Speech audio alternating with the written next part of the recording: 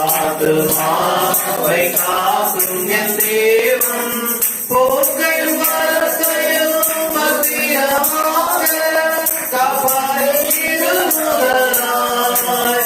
போக்கையும் வரத்தையும் மத்தியமாக காப்பாற்றிடு முதலாய். எனக்கு செய்வாரும் பர்வதம் மேலா என் கண்களை ஏறெடுப்பேன். எனக்கு செய்வாரும் பர்வதம் நேராயும் கண்களை ஏறெடுப்பேன். ஆமென். ஹல்லேலூயா. ஒத்தாசை அனுப்பும் பர்வதம், ஒத்தாசை தரும் கண்மலை நீரே, உயர்த்துகிறோம். ஹல்லேலூயா. Thank you Jesus. ஹல்லேலூயா. பின்தொடர்ந்து அவரும் நம்மை பின்தொடர்கிறார். Thank you Jesus. Hallelujah. எத்தனை இன்பமான ஒரு அனுபவம் இல்லையா? Thank you Jesus. நாம் அவரை தேடுகிறது ஒரு அனுபவம் என்று சொன்னால் அவரும் நம்மை விடாமல் தேடுகிறார். Thank you Jesus. Hallelujah. தேடி கண்டுபிடித்து உதவி செய்கிற தேவன். Oh wonderful Jesus. Hallelujah. காணாமல் போனதை தேடின தேவன் அல்லவா அவர்? Thank you Jesus. நம்மை இன்றைக்கும் தேடி நடத்துகிறவர். Thank you Lord. இதுவரை நடத்தினார், இது மேலும் அற்புதமாய் நடத்துவார். இயேசுவே நன்றியோடு துதிக்கிறோம் அப்பா. Thank you Jesus. Hallelujah. Oh wonderful, wonderful, wonderful. மகிமை, மகிமை. Thank you Jesus. Hallelujah. Thank you Jesus. We praise you Lord. Hallelujah. Thank you, thank you, thank you Father. Hallelujah. சந்தோஷமாய் கர்த்தரை துதியுங்கள். மகிழ்ச்சியோடு கர்த்தருக்கு ஆராதனை செய்யுங்கள். Hallelujah. Thank you Jesus. Make a joyful noise unto the Lord. கர்த்தருக்கு மனமகிழ்ச்சியான ஒரு ஆராதனை, மனமகிழ்ச்சியான ஒரு சந்தோஷமான ஒரு ஆராதனை நாம் அவருக்கு தெரியப்படுத்த வேண்டும். Thank you Jesus. ஏன் தெரியுமா? அவ்வளவு மகிமையான வாக்குத்தத்தங்களை தேவன் நமக்கு கொடுத்திருக்கிறார். ஓ ஹல்லேலூயா. நான் உன்னை ஆசீர்வதிக்கவே ஆசீர்வதித்து உன்னை பெருகவே பெருக பண்ணுவேன் என்று சொல்லி இருக்கிறார். உன் சந்ததியை பூமியின் மணல் அத்தனையாகும், வானத்து நட்சத்திரங்கள் அத்தனையாகவும் பெருக பண்ணுவேன் என்று சொல்லி இருக்கிறார். ஓ ஹல்லேலூயா. அதெல்லாம் நினைக்கும் பொழுது மகிழ்ச்சி வருகிறது, சந்தோஷம் வருகிறது. மகிமைப்படுத்தினேன், இன்னமும் மகிமைப்படுத்துவேன் என்று கர்த்தர் சொல்கிறார். ஹல்லேலூயா. Hallelujah. Thank you Jesus. Hallelujah. Wonderful Jesus. Hallelujah. Thank you Jesus. Hallelujah. ஆனந்த துதி ஒலி கேட்கும், ஆடல் பாடல் சத்தமும் தொனிக்கும், ஆகாய விண்ணினாய் அவர் ஜனம் பெருகும், ஆண்டவர் வாக்கு பலிக்கும். அல்லேலூயா. ஆகாய விண்ணினாய் அவர் ஜனம் பெருகும், ஆண்டவர் வாக்கு பலிக்கும். கண்களை தட்டி செய்து பாடும். ஆனந்த ஆடல் பாடல்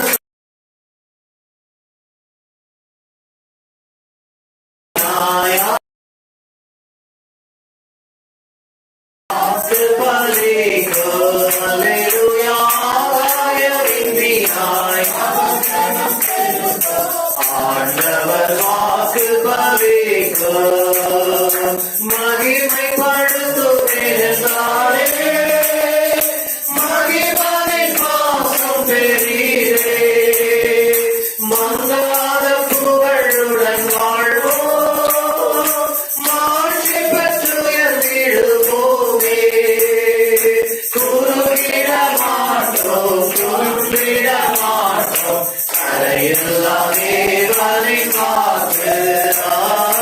குறுகிட மாட்டோம், குன்றிட மாட்டோம், கரையெல்லாம் தேவனை பார்த்து.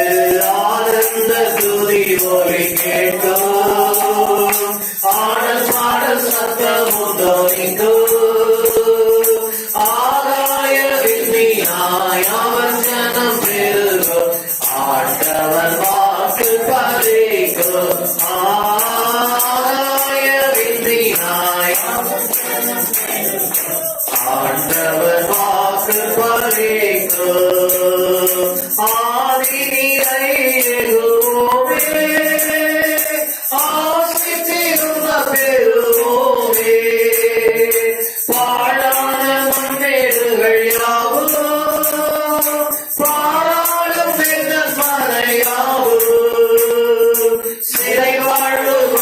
மலையும் சீர்வாழ்வு மலரும் சீயோனின் மகிமை திரும்பும். சிறை வாழ்வு மலையும் சீர்வாழ்வு மலரும் சீயோனின் மகிமை திரும்பும். ஆனந்த துதி ஒலி கேட்கும், ஆடல் பாடல் சத்தமுண்டோமிக்கும். ஆகாய விண்மீனாய் அவர் ஜனம் பெருகும், ஆண்டவர் வாக்கு பலிக்கும். ஆகாய விண்மீனாய் ஆண்டவர் வாக்கு பலிக்கும். யாக்கோபு நடங்கிடுவாரோ, யாக்கோபின் தேவன் துணையே, அமெரிக்கை வாழ்வை அழைப்போம். ஆண்டவர் மார்பில் சுகிப்போம், பதறாத வாழ்வோம், சிதறாத மனமும் பரிசான பதறாத வாழ்வோம், சிதறாத மனமும் ஆனந்த துதி ஒலி கேட்கும், ஆடல் பாடல் சத்தமுண்டோமிக்கும். ஆகாய விண்மீனாய் அவர் ஜனம் பெருகும், வாக்கு பலிக்கும். ஆகாய விண்மீனாய் அவர் ஜனம் ஆண்டவர் வாக்கு பலிக்கும். ஆராத காயங்கள் ஆரோ, ஆரோக்கிய வாழ்வினில் கூடும். அநாதி தேவன் அடைக்கலம் பாரு, அநாதையாவதே இல்லை. அநாதி தேவன் அடைக்கலம் பாரு, யாவதே இல்லை. ஆனந்த துதி ஒலி கேட்கும், ஆடல் பாடல் சத்தமுண்டோமிக்கும். ஆகாய விண்மீனா அவர் ஜனம் பெருகும், ஆண்டவர் ஆகாய விண்மீனா அவர் ஜனம் பெருகும், ஆண்டவர் வாக்கு பலிக்கும். பார்ப்போம் தேவன் நம் தேவன், காரில் வேறில்லை வாக்கியம். நீரே தன் ஜனங்கள் என்றாரே, வேறென்ன வாழ்வினில் வேண்டும். பிள்ளைகளும் சபையும் பிதாவுண்டில் நிலைக்கும், பரிசுத்த மாளிகை எழும்பும். சிறை வாழ்வு மலையும் சீர்வாழ்வு மலரும் மகிமை திரும்பும். சிறை வாழ்வு மலையும் சீயோனின் மகிமை திரும்பும். சிறை வாழ்வு மலையும் சீர்வாழ்வு அறிக்கை செய்வோம். சிறை வாழ்வு மலையும் சீர்வாழ்வு மலரும் குறுகிட மாட்டோம், குந்திட மாட்டோம், தேவனின் வாக்கு. குறுகிட மாட்டோம், குந்திட மாட்டோம், கரையெல்லாம் தேவனின் வாக்கு. ஆனந்த துதி ஒலி ஆடல் பாடல் சத்தமுண்டோமிக்கும். ஆகாய விண்மீனா அவர் பெருகும், வாக்கு பலிக்கும். ஆகாய விண்மீனா ஆண்டவர் வாக்கு பலிக்கும். ஹல்லேலூயா. ஆகாய விண்மீனை போல் அவருடைய ஜனம் பெருகும், பூமியின் கடல் மணல் அத்தனையாய் பெருகும். ஹல்லேலூயா. பல நேரங்களில் இந்த வார்த்தையை நாம் கேட்கும் பொழுது நமக்கு உண்டாக போகிற சந்ததியை பற்றி யோசிக்கிறோம். ஆனா உண்மையாகவே அந்த வாக்கு தத்தம் அதை குறித்து மாத்திரம் சொல்லலங்க, நம்மை குறித்து சொல்லுகிறது. நீங்களும் நானும் தான் விண்மீனை போல பெருக போகிறோம், பூமியின் கடல் அத்தனையாய் பெருகுவோம் என்று சொல்லி ஆபிரகாமின் சந்ததியை குறித்து தேவன் உரைத்திருக்கிறார். அப்ப நீங்களும் நானும் யாருடைய சந்ததி? ஆபிரகாமின் சந்ததி. அப்ப உங்களுடைய என்னுடைய பெருக்கம் எப்படி இருக்க போகிறது பாருங்கள். திரளாய் இருக்க போகிறது, ஏராளமாய் இருக்க போகிறது. திரளான மணலை போல, ஏராளமான நட்சத்திரங்களை போல. ஹல்லேலூயா இயேசுவே, நன்றியோடு துதிக்கிறோம். குறுக முடியாது, குன்ற முடியாது. அது கர்த்தருடைய வார்த்தை, கர்த்தருடைய வாக்குத்தத்தம். ஹல்லேலூயா ஜீசஸ் ஜீசஸ். பல நேரங்களிலே நம்ம நெருங்கி வருகிற சூழ்நிலைகள், சுற்றி நிறுத்துற காரியங்கள் நம்ம அப்படியே நெருக்கி நம்ம அப்படியே கொன்று விடுவது போல காணப்படலாம். ஆனால் அவருடைய வார்த்தை சொல்லுகிறது, ஆபிரகாமின் சந்ததி பெருகும், ஆபிரகாமின் சந்ததி வளரும், ஆபிரகாமின் சந்ததி விருத்தி அடையும், ஆபிரகாமின் சந்ததியை ஒருவனும் ஒடுக்க முடியாது. நீங்களும் நானும் நான் கர்த்தருடைய சந்ததி. We praise you, Lord. எங்கள் பரலோக பிதாவே, இந்த மாலை பொழுதுக்காக நன்றியோடு துதிக்கிறோம், ஸ்தோத்திரிக்கிறோம். வாக்குத்தத்தங்கள் ஏராளம், உம்முடைய அதிசயங்களும் ஏராளம் ஆண்டவரே. இந்த மாலையிலும் கர்த்தாவே, உம்முடைய வார்த்தையை கேட்க எங்கள் இருதயத்தை திறப்பீராக. இந்த வார்த்தை வல்லமையோடும் அதிகாரத்தோடும் கடந்து வரட்டும். நீர் விரும்புகிற கிரியைகளை நிறைவேற்றும். இயேசு கிறிஸ்துவின் நாமத்தில் ஜெபிக்கிறோம் பிதாவே, ஆமென். மாலையிலும் நம்முடைய தியானத்திற்கு இந்த என்னாகமத்தின் புஸ்தகத்திற்கு நேராக வேதாகமத்தை திருப்பலாம். Numbers chapter 11. என்னாகமத்தின் புஸ்தகம் 11ஆம் அதிகாரம் 23வது வசனம். Numbers chapter 11 and verse 23. And the Lord said unto Moses, Is the Lord's hand waxed short, that thou shalt see now whether my word shall come to pass unto thee or not. அதற்கு கர்த்தர் மோசேயை நோக்கி, கர்த்தருடைய கை குறுகி இருக்கிறதோ, என் வார்த்தையின்படி நடக்குமோ நடவாதோ என்று நீ இப்பொழுது காண்பாய் என்றார். என் வார்த்தையின்படி நடக்குமோ நடக்காதோ என்று நீ இப்பொழுது காண்பாய் என்றார். அந்த வசனம் எப்படி தொடங்குகிறது பாருங்கள். மோசேயை பார்த்து கர்த்தர் சொல்லுகிறார், கர்த்தருடைய கை குறுகி இருக்கிறதோ, என் கை குறுகி விட்டதோ, நான் சொன்ன வார்த்தை நடக்குமோ நடக்காதோ என்று நீ இப்பொழுது காண்பாய். எதை காண்பாய்? என் கரம் குறுகவில்லை என்பதை நீ காண்பாய். இந்த மாலை நேரத்திலே கர்த்தருடைய வார்த்தை அதுதான்.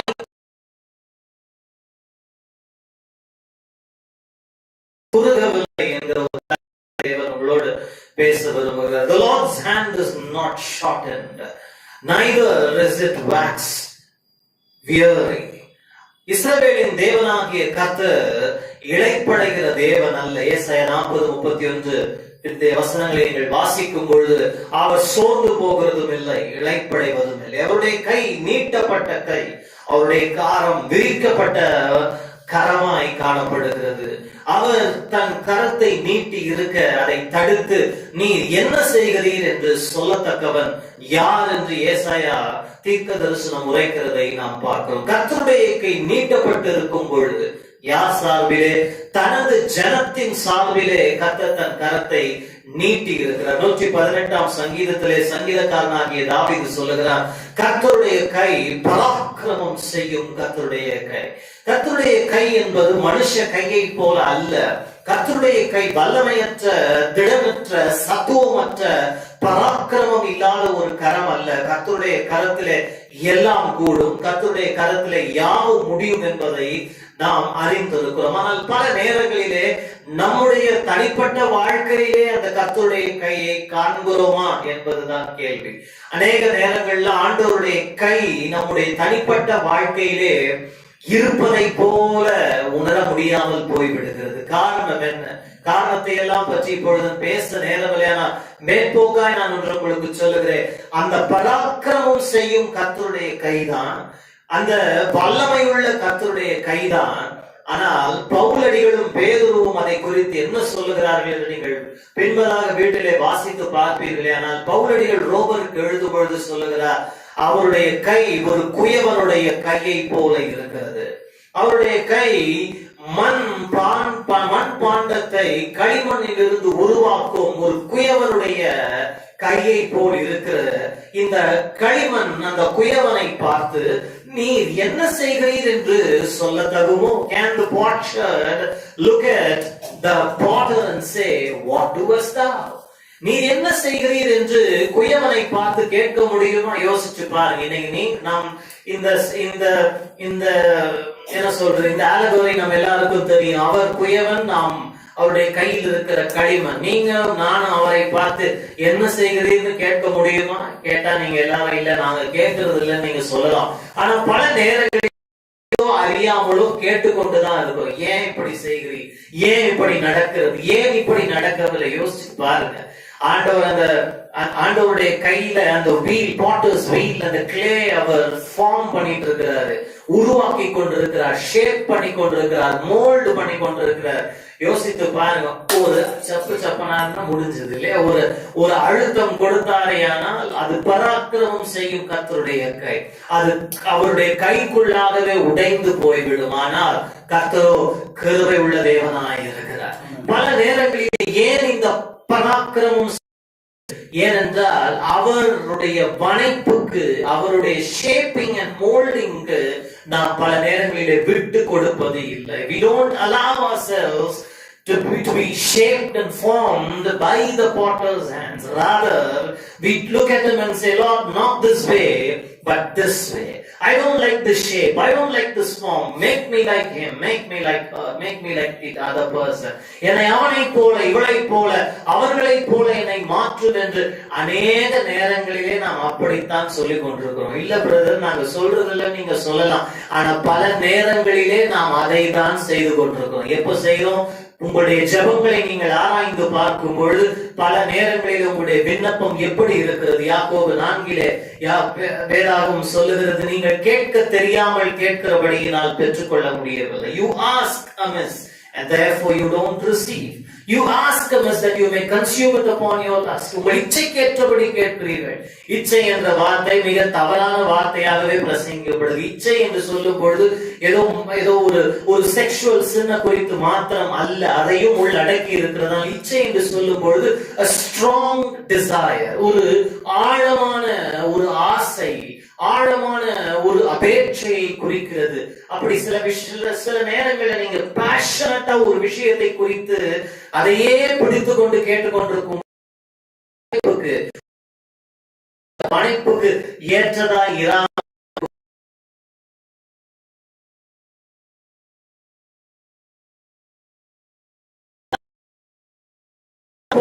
shape you and mold.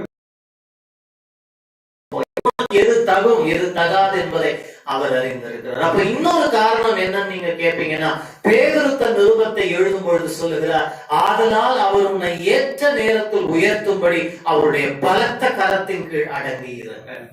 Either you don't surrender into his hands or you don't submit to his under his authority. ஒரு பக்கம் அவருக்கு அர்ப்பணிப்பில்லை, இன்னொரு பக்கம் அடங்கி இருப்பதில். இந்த ரெண்டும் இராதபடியினால் தான் இங்கே மோசையை பார்த்து கர்த்தர் கேட்கிறது போல நம்முடைய வாழ்க்கையிலும் கூட என்னுடைய கை குறுகி இருக்கிறதோ?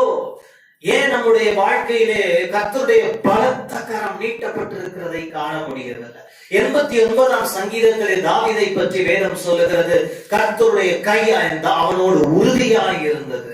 எஸ்ரா நெகேமியாவை குறித்து பார்க்கும் பொழுது நன்மைக்கு ஏதுவாய் கர்த்தருடைய கரம் அவர்கள் மேல் தங்கி இருந்தது. தீர்க்கதரிசியாகி எசேக்கியேலுடைய வாழ்க்கையை வாசிக்கும் பொழுது கர்த்தருடைய கரம் அவன் மேல் பலமாய் இறங்கி இருந்தது. The hand of the Lord was heavy upon Ezekiel. His God, தாவீது, எசேக்கியா, எஸ்ரா, நெகேமியா, இவங்க வாழ்க்கையில எல்லாம் கர்த்தருடைய கரம், மோசேயுடைய வாழ்க்கையில எல்லாம் கர்த்தருடைய கரத்தை வெளிப்படையாய் பார்க்கிறோமே. ஒரு யாழை எடுத்து மீட்டபடியினால் கர்த்தருடைய கரம் எலிசாவின் மேல் வல்லமையாய் இறங்கினதே. ஏன் என் மேல இறங்கல? எவ்வளவு பாடுறேன், எவ்வளவு துதிக்கிறேன், ஏன் நடக்கல? காரணத்தை நான் சொல்லிட்டேன். ஒண்ணு அடங்கி இருப்பதில்லை, இன்னொன்னு அர்ப்பணிக்கிறது இல்லை. Sometimes you fail to surrender and sometimes you fail to submit. Always check these two. இந்த ரெண்டு செக் பாயிண்டையும் செக் பண்ணிட்டே இருங்க. அப்பதான் இந்த வசனம் உங்களுடைய வாழ்க்கையில படிக்கிறதை நீங்கள் காண முடியும். என் கரம் குறுகி இருக்கிறதா? இந்த வசனம் எப்படி இருக்குன்னா, மோசஸை பார்த்து ஆண்டவர் சேலஞ்சிங்கா கேட்கிறார், ஒரு சவாலாய் சொல்றார். பின்னணி உங்களுக்கு தெரிந்திருக்கும் இல்லையா? ஒரு நாளிலே இஸ்ரவேல் ஜனங்களுக்கு தேவன் கொடுத்த ஆகாரத்தின் மேல் அவர்களுக்கு வெறுப்பு தட்டினது. காரணம் என்ன? ஆகாரத்திலே மன்னாவின் ருசி குறைந்ததா? இல்ல, மன்னாவின் ருசி குறையவில்லை. அது தனி, அது தேனிலிட்ட பணியாரம் போல் இருந்தது என்று வேதம் சொல்லுகிறது. அது ஒரு கொத்துமல்லி அளவுக்கு இருந்தது என்று வேதம் சொல்லுகிறது. அதை அதிகம் சேர்த்தவனுக்கு மீறவும் இல்லை, கொஞ்சம் சேர்த்தவனுக்கு குறைவுபடவும் இல்லை. அவ்வளவு பிரமாதமா இருந்தது. அந்த மன்னாவை சாப்பிட்டவர்கள் 40 ஆண்டு காலங்கள் வனாந்தரத்திலே நோய் நொடி இல்லாமல் ஆரோக்கியமாய் இருந்தார்கள். ஆனால் திடீர் என்று இந்த மன்னாவின் மேல் வெறுப்பு தட்ட காரணம் என்ன? Why did the people of God lose a fascination for this manna? Because their hearts turned back. அவருடைய இருதயங்கள் பின் திரும்பி பார்த்தது. எதை பார்த்தது? அவர்கள் விட்டு வந்த வெங்காயங்களையும் வெள்ளை பூண்டுகளையும் வெள்ளரிக்காய்களையும் மச்சங்களையும், மச்சம்னு சொல்லும் பொழுது மீனையும் திரும்பி பார்த்தவர். சொன்னாங்க, இந்த வனாந்திரத்துல எங்களுக்கு இதை சாப்பிட்டு சாப்பிட்டு சாப்பிட்டு எங்களுக்கு என்ன ஆயிடுச்சு? சலித்து போய்விட்டது. எங்களுக்கு நான்வெஜ் வேணும், எங்களுக்கு சாப்பிட என்ன வேணும்? கறி வேண்டும். கேட்டது தப்பு இல்ல, தேவன் சர்வ வல்லவர். ஆனா அவர்கள் கேட்ட முறை சரியில்லை. அவர்கள் எல்லாத்துக்கும் அழ ஆரம்பிச்சாங்க. See, people who always complain and always murmur don't please God. எல்லாவற்றுக்கும் எல்லா நேரங்களிலும் முறுமுறுத்து கொண்டே இருக்கக்கூடாது. அந்த முறுமுறுப்பு தேவனுக்கு பெரிய அவருக்கு ஒரு it was a displeasure. அவருக்கு விருப்பம் இல்லை அதில். ஆகையினாலே மோசேயை பார்த்து சொன்னார், இந்த ஜனங்கள் கேட்டதை நான் கொடுக்கிறேன். இவர்கள் என்ன செய்ய போகிறார்கள்? முந்தின வசனங்களை நீங்க வாசித்து பார்ப்பீர்கள். ஆனால் என்னாமத்தின் புஸ்தகம் 11ஆம் அதிகாரத்துல அவர் சொல்லுகிறார், ஒரு முழு மாதம் முழுவதும் அவர்கள் என்ன செய்ய போறாங்க? அவர்கள் மாம்சம் புசிக்க போகிறார். For a whole month they are going to eat flesh. Just imagine. Vegetarian சாப்பாடு சஸ்பெண்டட், நான் வெஜிடேரியன் ஃபுல்லா ஒரு மாதம் அவர்கள் கைத்தட்டி ஆர்ப்பரித்து இருப்பார்கள். ஆனால் மோசேக்கு பயம் வந்துருச்சு. ஒரு மாதம் எப்படி ஜனங்களை மாம்சம் கொடுக்க முடியும்? கேட்கிறான், இருக்கிற கால்நடையெல்லாம் அடிச்சா கூட என்ன செய்யாது? ஆடு மாடுகள் எல்லாவற்றையும் அடித்தால் கூட போதாது. அவன் கேட்டது தப்பா? தப்பு. It was a very logical question. ரொம்ப சரியான கேள்விதான். யோசிச்சு பாரு. இன்னைக்கு கூட சில நேரங்களிலே ஆண்டவர் உங்களுக்கு பெரிய வாக்குத்தத்தங்களை கொடுக்கும் பொழுது நாம உடனே எதை ஆராயிரும்? நம்ம சூழ்நிலையை தான் ஆராய்ந்து பார்ப்போம். மரியாதை பார்த்து நீ கர்ப்பவதி ஆவாய்னு சொன்ன உடனே அவள் தன் சரீரத்தை தான் பார்க்கிறாள், தன் சூழ்நிலையை பார்க்கிறாள். நான் கன்னி ஆயிற்று, நான் புருஷனை அறியாதவள் ஆயிற்று, நான் எப்படி கர்ப்பம் தரிக்க முடியும்? தப்பா? தப்பு இல்லை. லாஜிக்கல் கொஸ்டின், தவறில்லை. யோசித்து பாருங்க. அதேதான் இங்கே மோசே கேட்கிறான், எப்படி இது சாத்தியம்? என்கிட்ட இருக்கிறதெல்லாம் போட்டாலும் வராதே, ஒரு நாளை கூட பார்த்தாதே. கர்த்தர் அப்பதான் இந்த வார்த்தையை சொல்றாரு, மோசே கர்த்தருடைய கை குறுகி விட்டதா? என் வார்த்தையின்படி நடக்குமா நடக்காது என்பதை நீ என்று இப்பொழுது என்ன செய்ய போகிறார்? காண போகிறார். இந்த மாதிரி நேரத்தில் கர்த்தர் உங்களோடு என்ன பேசுகிறார் என்று சொன்னா, உங்களுக்கும் தேவன் காண்பித்திருக்கும் மாபெரும் தரிசனங்களை குறித்து இந்த மாலையிலே தேவன் அட்ரஸ் பண்ண விரும்புகிறார். உங்கள் வாழ்க்கையிலே தேவன் கொடுத்திருக்கிற வாக்குத்தத்தங்கள் தான் இந்த தரிசனம். அந்த அந்த வாக்குத்தத்தங்கள் தான் தேவன் உங்களுக்கு கொடுத்திருக்கிற தீர்க்க தரிசனம். அது நிறைவேறுமா நிறைவேறாதா என்பதற்கு நீங்க எங்க தேடிட்டு இருக்கீங்கன்னா, உங்க சரீரத்தை தேடிட்டு இருக்கிறீங்க, உங்க சுற்றுப்புற சூழ்நிலையை தேடிக்கொண்டிருக்கிறீங்க, உங்க குடும்ப பின்னணியை பார்த்து கொண்டிருக்கிறீர்கள். உங்களுடைய எல்லாவற்றையும் நீங்கள் ஆராய்ந்து பார்த்து இது எப்படி நடக்க முடியும் என்று நீங்கள் கேட்டுக்கொண்டிருக்கிறீர்கள். ஆகையால்தான் கர்த்தர் சொல்றாரு, என் வார்த்தையின்படி நடக்குமா நடக்காதா என்று நீ இப்பொழுது காண்பாய். எதை காண்பாய்? என் கை கூறுகவில்லை என்பதை நீ காண்பாய். Hallelujah. What are you going to see? You will see that my hand is not shortened. My hand has not lost its power. My hand is not limited. என்னுடைய கை குறுகவில்லை என்பதை நீ காண போகிறாய். Hallelujah. அதுவும் எப்படியா? என் வார்த்தையின்படி நடக்குமா நடக்காதா என்பதை நீ காண போகிறாய். இங்க எத்தனை பேர் கர்த்தருடைய வார்த்தை உடையவர்களா இருக்கிறீங்க? அத்தனை பேரும் பாக்கியவான்கள். வார்த்தை இல்லைன்னா இந்த பிரசங்கம் உங்களுடைய வாழ்க்கையில் நிறைவேற முடியாது. You need to have the word of God. கர்த்தருடைய வார்த்தை ஒரு promise. உங்களுக்கு இந்த எதிர்காலத்தை குறித்து வருங்காலத்தை குறித்து கர்த்தர் உனக்கு என்ன வாக்குத்தத்தம் கொடுத்திருக்கிறார், அது சூழ்நிலையோடு ஒப்பிட்டு பார்க்கும் பொழுது நடக்க வாய்ப்பே இல்லைன்னு இருக்கலாம். உண்மைதான், நடக்க வாய்ப்பே இல்லைதான். ஆனா கர்த்தருடைய கை ஒன்று இருக்கிறது, அது உங்கள் சூழ்நிலையிலே வெளிப்பட போகிறது. தன் கரத்தை கர்த்தர் என்ன பண்ண போகிறார்? காண்பிக்க போகிறார். அப்பனா நான் என்ன இதுல இருந்து அறிந்து கொள்றேன்னா, இதுவரைக்கும் காண்பிக்கப்படாத விதத்திலே கர்த்தர் காண்பிக்க போகிறார். இதுவரைக்கும் வெளிப்படுத்தாத விதத்திலே கர்த்தர் தன் கரத்தை வெளிப்படுத்த போகிறார். நான் உங்களுக்கு ஆரம்பத்தில் சொன்னதை மறந்துடாதீங்க. Surrender and submit. அர்ப்பணியுங்கள், அடங்கி இருங்கள். கர்த்தருடைய குயவன் கைக்கு அர்ப்பணியுங்கள், பலத்த கரத்தின் கீழ் அடங்கி இருங்கள். கர்த்தருடைய பராக்கிரமம் செய்யும் கரம் உங்கள் வாழ்க்கையிலே நிறைவேறும். ஆனா இந்த வசனத்தை கர்த்தர் எனக்கு இந்த இதயத்திலே வைத்த பொழுது என்னுடைய மனதில் திரும்ப திரும்ப வந்து கொண்டிருந்த வார்த்தை என்னன்னா, அக்கார்டிங் டு மை வேர்ட். என்னுடைய வார்த்தையின்படி நடக்குமா நடக்காதா, என் வார்த்தையின்படி நடக்குமா நடக்காதா என்பதை நீ காண்பாய். அப்படியானா வேதத்திலே சிலருக்கு தேவன் தன்னுடைய வார்த்தைகளை கொடுத்தார்.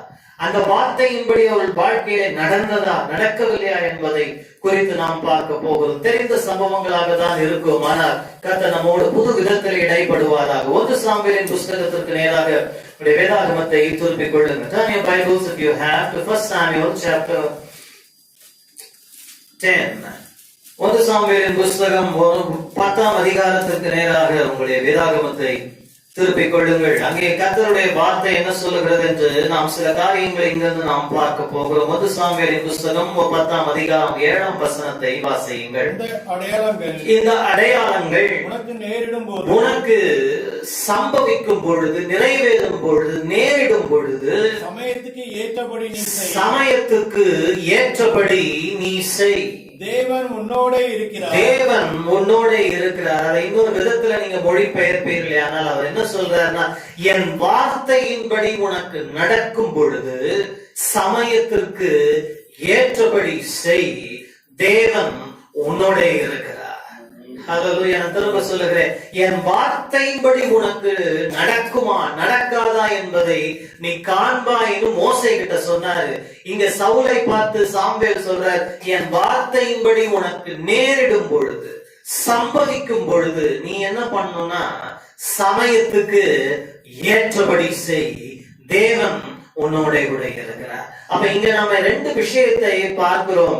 இங்க என்னத்தை பார்க்கிறோம்னு சொன்னா, the natural and the super, which becomes supernatural. திரும்பவும் சொல்லுகிறேன், there is no supernatural thing without the natural process. இயற்கையிலே நீங்கள் செய்ய வேண்டியதை செய்யாமல் சூப்பர் நேச்சுரல் விஷயங்கள் நடைபெறுவது. நீங்க வேதாகம் முழுவதும் ட்ரேஸ் பண்ணி பார்த்துக்கலாம். எனக்கு அதை காண்பிக்க உங்களுக்கு நேரம் இல்லை. நான் பின்னணி உங்களுக்கு விளக்குகிறேன். கழுதையை காணவில்லை என்று சொல்லி தன் உடன் வேலையாளோடு அப்படியே தன் தேசத்திலிருந்து புறப்பட்ட சவுலை குறித்து நாம் பார்க்கிறோம். கழுதை மேய்த்துக் கொண்டிருந்த சவுல் காணவில்லை என்று சொல்லி தேடிக்கொண்டு வருகிறான். சாமுவேல் இருக்கும் பட்டணத்திற்கு அருகாமையிலே வரும் பொழுது வேலைக்காரன் சொல்லுகிறான், பக்கத்தில் தான் ஒரு தீர்க்கதரிசி இருக்கிறார், அவரிடத்தில் நாம் போவோம். அந்த ஞான திருஷ்டிக்காரன் கனம் பெற்ற மனுஷன், அவன் சொல்லுகிறபடியெல்லாம் சம்பவிக்கிறது. நமக்கு அவர் வழியை காண்பிப்பார். தீர்க்கதரிசியாகிய சாமுவேலை சந்திக்கும் பொழுது சாமுவேல் அவனை பார்ப்பதற்கு முன்பதாகவே கர்த்தர் சாமுவேலுக்கு சொல்லி இருந்தார், நாளை தினம் நேரத்திலே உன்னிடத்திலே ஒரு மனுஷனை அனுப்புவேன், அவனை இந்த தேசத்தின் மேல் ராஜாவாக நீ அபிஷேகம் பண்ண. அப்போ சாமுவேல் சவுலை கழுதை காணவில்லை என்று தேடிக்கொண்டு வந்தவனை பார்த்த உடனே உள்ள பரிசுத்த ஆவியானவர் சாமுவேலை பார்த்து சொல்லுகிறார், இவன் தான் அவன் என்று சொன்னவுடன் சாமுவேல் அவனை பார்த்து சொல்றாரு, ஒண்ணுமே சொல்லல. இன்னும் சவுலா தன்னுடைய பிரச்சனையை சொல்றதுக்கு முன்னாடியே சாமுவேல் சொல்றாரு, சமாதானமாயிரு, நீ தேடிக்கொண்டு வந்த கழுதைகள் கிடைத்து விட்டது. இஸ்ரவேலுடைய இருதயம் இப்பொழுது உன்னை பற்றி உன்னை அல்லவா தேடிக்கொண்டிருக்கிறது. இன்னொரு வார்த்தையில சொல்லணும்னா, சவுலே நீ வேற ஒன்றை தேடி வந்த, ஆனா இஸ்ரவேல் தேசம் உன்னை தேடிக்கொண்டிருக்கிறது. இந்த மாலையில பரிசுத்த ஆவியானவர் உங்களில் சிலரையும் பார்த்து சொல்லுகிற விஷயம் அது. நீங்க என்ன தேடிட்டு இருக்கீங்க எனக்கு தெரியாது. இந்த உலகத்துல எல்லாருக்கும் ஒரு தேடுதல் இருந்து கொண்டுதான் இருக்கிறது. எதையோ ஒன்றை தேடிக்கொண்டு தான் இருக்கிறோம். சில கழுதைகளை தேடிக்கொண்டிருக்கிறோம் இல்லையா? கழுதைன்னு சொல்லும் போது கர்த்தருடைய பார்வையில் அற்பமான விஷயங்களை தேடிக்கொண்டிருக்கிறோம். தப்பு இல்லை. சில நேரங்கள்ல கழுதையை தேடிதான் ஆண்டவரை கண்டுபிடிக்கிறோம் நாம, இல்லைங்களா? புரியுங்களா? எத்தனை பேரு சரீரத்துல சுகம் இல்லைன்னு கர்த்தரை தேடினப்போ கர்த்தரை கண்டுபிடிச்சீங்க? பண கஷ்டத்தில் இருக்கும்போது எத்தனை பேர் கர்த்தரை கண்டுபிடிச்சீங்க? வேலை இல்லைன்னு தேடிட்டு இருந்தப்போ எத்தனை பேர் கர்த்தரை கண்டுபிடிச்சீங்க? இப்படி நான் சொல்லிக்கொண்டே போகலாம். உலக பிரகாரமான விஷயங்களை நாம் தேடிக்கொண்டு ஆண்டவரிடத்தில் வந்த பொழுது அவர் நம்மை கண்டுபிடித்தாரு, அல்லது அவர் நம்ம என்ன செய்தார்? அரவணைத்துக் கொண்டார். அதே மாதிரிதான் இங்கேயும் இழிவான ஒரு விஷயத்தை தேடிக்கொண்டு வந்தான். ஆனால் கர்த்தர் அவனை குறித்து மகத்தான திட்டத்தை தேவன் வைத்திருந்தார். இந்த மாலையில நீங்களும் என்ன தேடிக்கொண்டிருக்கிறீர்கள் எனக்கு தெரியாது, ஆனால் கர்த்தர் உன்னை குறித்து மகத்தான ஒரு திட்டத்தை தேவன் வைத்திருக்கிறார். God has got something far above, superior than what you are seeking. என்ன தேடிக்கொண்டிருக்கிறாய்? Don't answer me, answer God. I mean, check your heart. உன்னுடைய இருதயத்தை நீ சோதித்து நீ எதை தேடிக்கொண்டிருக்கிற? சிலருக்கு தேடுறது கிடைக்கலாம், ரொம்ப சோர்ந்துருவாங்க. நீங்க தேடுறது கிடைக்கலன்னா கூட பரவாயில்லங்க. கர்த்தர் உங்களுக்கு என்று வைத்திருக்கிற தரிசனம் நிறைவேறினா நீங்க தேடினதும் கிடைக்கும், நீங்க தேடாததையும் கர்த்தர் நிறைவேற்ற வல்லவராக இருக்கிறார். என்னால அந்த வார்த்தையை விட்டு கடந்து போகவே முடியல. சாமுவேல் சொல்ல, நீ தேடிட்டு வந்தது ஒண்ணு, ஆனா இஸ்ரவேல் ஜனங்க உன்னை தேடிட்டு இருக்கிறாங்க. இன்னைக்கு இந்த உலகம் உன்னை தேடிக்கொண்டிருக்கிறது. நீ வேற எதையோ தேடிட்டு இருக்கிற, இந்த உலகம் உன்னை தேடிக்கொண்டிருக்கிறது. என்ன எதற்கு தேடுது? ராஜா சவுல் கேட்கிறான், நான் யாரு? அற்பமான ஒரு மனுஷன், சாதாரண குடும்பம். நம்ம வார்த்தையில சொல்லலாம், எனக்கு படிப்பு இல்ல, அழகு இல்ல, திறமை இல்ல, தாளந்து இல்ல, அது இல்ல, இது இல்ல, எதுவும் இல்ல, நான் என்ன போய் எதுக்கு இந்த உலகம் தேட போகுது? கிறிஸ்து உனக்குள் வாசமாய் இருக்கிற அந்த மகிமை நம்பிக்கை இந்த உலகம் தேடிக்கொண்டிருக்கிறது. இருளை வெளிச்சம் தேடிக்கொண்டிருக்கிறது. தாகமுள்ள ஜனங்கள் தேடிக்கொண்டிருக்கிறார்கள் தண்ணீரை. பசியுள்ள ஜனங்கள் ஆத்துமா மன்னாவுக்காக உன்னை தேடிக்கொண்டிருக்கிறார்கள். வியாதியஸ்தர்கள் சுகம் பெறுவதற்காக உன்னை தேடிக்கொண்டிருக்கிறார்கள். எல்லாவற்றையும் இழந்தவர்கள் அற்புதங்களுக்காக உன்னை தேடிக்கொண்டிருக்கிறார்கள். Or I can say like this, you are someone else's miracle. You are someone else's healing. You are someone else's blessing. You are someone else's good news. You are someone else's blessing. That's all I can say. நீ என் வாழ்க்கையிலே ஒண்ணு இல்லைன்னு யோசிச்சு கொண்டிருக்கலாம். இல்ல, நீ யாரோ ஒருத்தருக்கு ஆசீர்வாதம், அவங்க உன்னை தேடிக்கொண்டிருக்க. அவங்க யோசிக்கிறாங்க, என் ஆசீர்வாதம் எங்க? அல்லேலூயா. இன்னும் கூட நிறைய பேருக்கு எக்ஸைட்மெண்டே வரல இல்லையா? என்னுடைய ஆசீர்வாதம் எங்கன்னு தேடிட்டு இருக்கிறாங்க. என்னுடைய சுகம் எங்கேன்னு தேடிட்டு இருக்கிறாங்க. என்னுடைய விடுதலையை கொடுக்கிற மனுஷன் எங்கே? என் அற்புதம் எங்கேன்னு தேடிட்டு இருக்கிறாங்க. நீங்க என்ன தேடிட்டு இருக்கிறீங்க? கழுதையை தேடிட்டு இருக்கிறோம். பரவாயில்ல, தப்பு இல்லை. எதே உன்னை தேடும் பொழுதுதான் உன்னை கண்டுபிடிக்கிறோம். இங்கே சவுல் ராஜாவை பார்த்து சொல்லுற, நீ போய் தங்கி என் வீட்டுல தங்கி, நாளைக்கு ஒரு பெரிய பந்தி இருக்கு, விருந்து முடிஞ்ச உடனே நீ உன்னை நான் என்ன பண்றேன், வழி அனுப்பி வைக்கிறேன் என்று சொல்லுகிறான். மறுநாளிலே அவன் புறப்படும் முன்பதாக ஒரு தொடையை, ஒரு ஆயத்தம் பண்ணப்பட்ட முன்னந்தொடை சவுலுக்கு முன்பதாக சாமுவேல் தீர்க்கதரிசி படைக்கிறார். எனக்கு அருமையான தேவனுடைய பிள்ளைகளே, உனக்கும் எனக்கும் ஆயத்தம் பண்ணி இருக்கிறவைகளை கண்கள் காணவில்லை, செவிகள் கேட்கவில்லை, இருதயத்தால் உணர முடியாது. சவுலுக்கு கொஞ்சமும் தெரியாதுங்க. அவன் தேடினது வேற. அவன் தேடாத ஒரு முன்னந்தொடைய வச்ச லெக் பீஸ். ஹல்லேலூயா. நான் ஏதோ சாப்பாடை பத்தி சொல்றேன்னு மாத்திரம் நினைக்காதீங்க. அந்த லெக் பீஸ் என்று சொல்லும் போது prime portion was always reserved for the chief of the guest or the chief guest.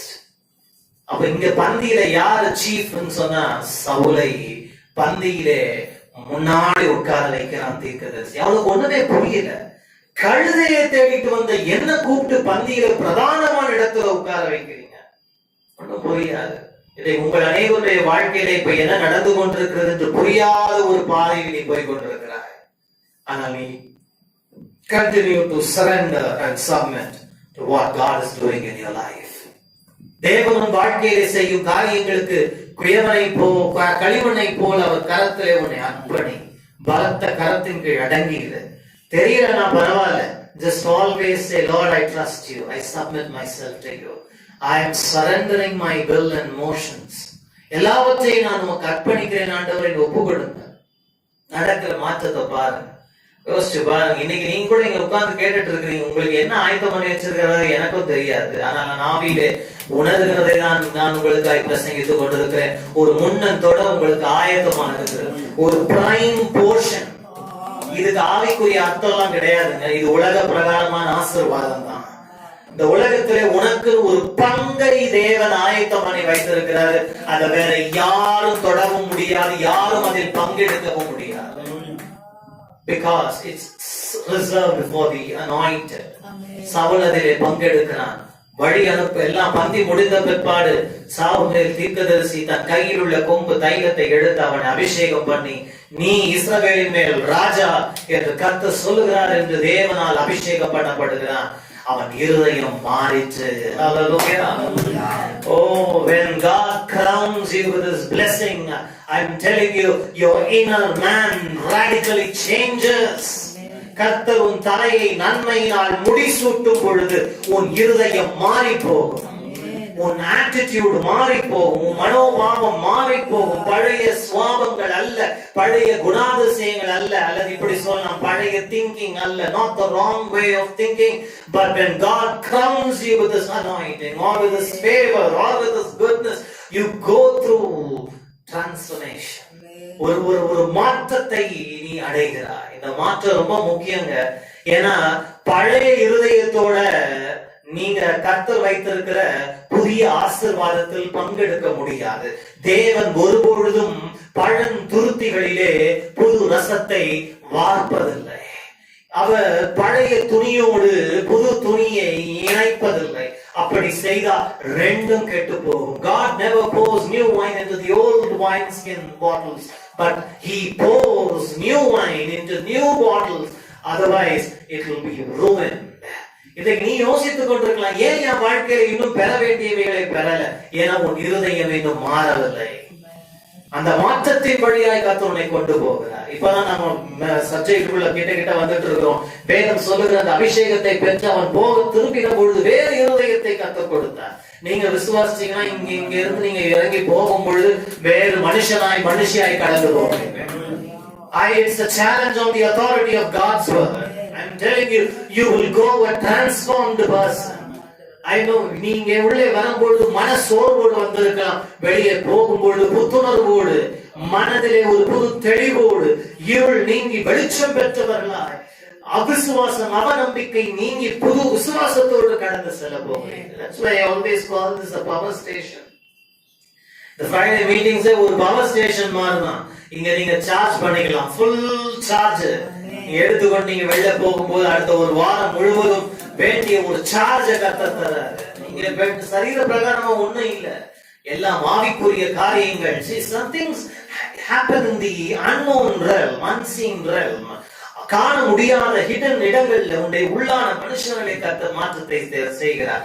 அப்படி நடந்த பொழுது சாமுவேல் தீர்க்கதரிசி இங்கு 3 அடையாளங்களை அவனுக்கு கொடுக்கிறார். அந்த அடையாளங்களை மாத்திரம் வேகமாய் வாசிச்சிடலாம். அதை குறித்து 10ஆம் அதிகாரம் 2ஆம் வசனத்திலிருந்து வாசிங்க.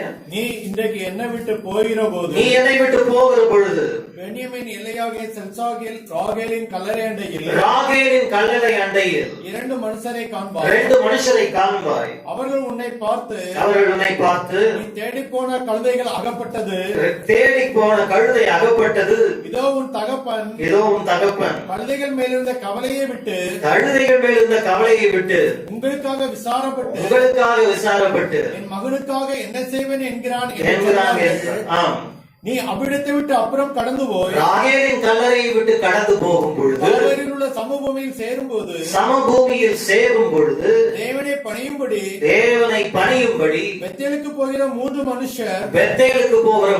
மனுஷர் அங்கே உன்னை கண்டு சந்திப்பார்கள். ஒருவன் 3 ஆட்டுக்குட்டிகளையும் இன்னொருவன் 3 அப்பங்களையும் வேறொருவன் திராட்சரசமுள்ள ஒரு துருத்தியும் கொண்டு வந்து உன்னுடைய சுக செய்தியை விசாரித்து உனக்கு 2 அப்பங்களை கொடுப்பார்கள். அவைகளை நீ அவர்கள் கையிலே வாங்க வேண்டும். பின்பு பெலிஸ்தரின் தானையும் இருக்கிற தேவனுடைய மலைக்கு போவாய். அங்கே நீ பட்டணத்துக்குள் பிரவேசிக்கையில் மேடையிலிருந்து இறங்கி வருகிற தீர்க்கதரிசிகளின் கூட்டத்திற்கு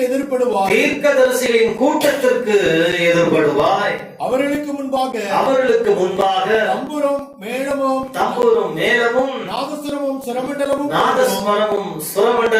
போகும். அவர்கள் தீர்க்க தரிசனம் சொல்லுவார்கள். அப்பொழுது கர்த்தருடைய ஆவி உன்மேல் இறங்குவார். நீ அவர்களுடைய கூட தீர்க்க தரிசனம் சொல்லி வேறு மனுஷனாவாய். இது ஒரு அருமையான ஒரு சம்பவம். It's an incident. இது ஏதோ டாக்டர் எல்லாம் ஒண்ணும் கிடையாது. 3 அடையாளங்களை கொடுக்கிறார். அபிஷேகம் பண்ணப்பட்டவனை பார்த்து சொல்றாரு, நீ என்னை விட்டு கடந்து போகும்பொழுது ராகேலின் கல்லறை எந்த இடம், எந்த பிளேஸ், எந்த பாயிண்ட் எல்லாத்தையும் சொல்றாரு. அவ்வளவு துல்லியமாய் சொல்லுகிறார். ராகேலின் கல்லறையிலே போகும்பொழுது 2 மனுஷரை காண்பார். அவர்கள் உன் சுக செய்தியை விசாரிப்பார்கள். யோசிச்சு பாருங்க இல்லைங்களா? அங்கே இருந்து நீ புறப்பட்டு போகும் பொழுது தாபோருக்கு அடுத்த பள்ளத்தாக்கிலே சமவெளியிலே நீ போகும் பொழுது 3 மனுஷரை சந்திப்பார். அவர்கள் தங்கள் கைகளிலே அப்பங்களையும் எத்தனை அப்பம் எத்தனை திராட்சை துருத்தி வச்சிருப்பாங்கன்னு சொல்றாரு. உனக்கு என்ன பண்ணுவாங்க? 2 அப்பங்களை கொடுப்பாங்க. நீ அதை வாங்கிக்கணும். அங்கே இருந்து பெலிஸ்தரின் பாளையத்துக்கு நீ போகும்பொழுது மேடையிலிருந்து இறங்கி வருகிற தீர்க்கதரிசிகளின் புத்தரின் கூட்டத்தை நீ சந்திப்பார். அவர்களோடு சேர்ந்து நீ கர்த்தரை ஆராதிக்கும் பொழுது நீயும் அவர்களை போல தீர்க்க தரிசனம் சொல்லி வேறே மனுஷனாக மாறுவார்.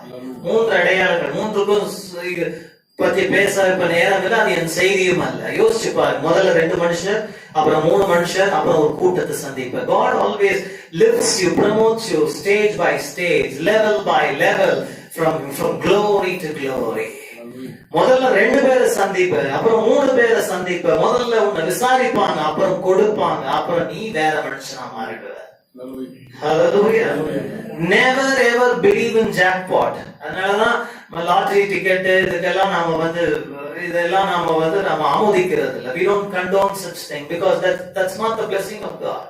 அப்படி தேவன் ஒருவரை ஆசீர்வதிக்கிறவர். இன்றைக்கும் நிறைய கிறிஸ்தவர்கள் அப்படி ஜாக்பாட்னா லாட்டரி அடிக்கணும்னு காத்திருக்க மாட்டாங்க. ஆனா ஏதோ ஒண்ணு அப்படி நடந்துராதான் யோசிச்சுட்டு இருப்பாங்க. கர்த்தர் நம்மை அபிதமாய் நடத்துகிறவர் இல்லைங்க. பாருங்க, வழியில 2 பேரை சந்திப்பா, அப்புறம் 3 பேரை சந்திப்பா, அப்புறம் ஒரு கூட்டத்தை சந்திப்பார். முதல்ல அவனை விசாரிப்பாங்க. ஏங்க இவன் யாரு? கழுத மேய்க்கிறவன். இவனை விசாரிக்கிறதுக்கு இவன் யாரு?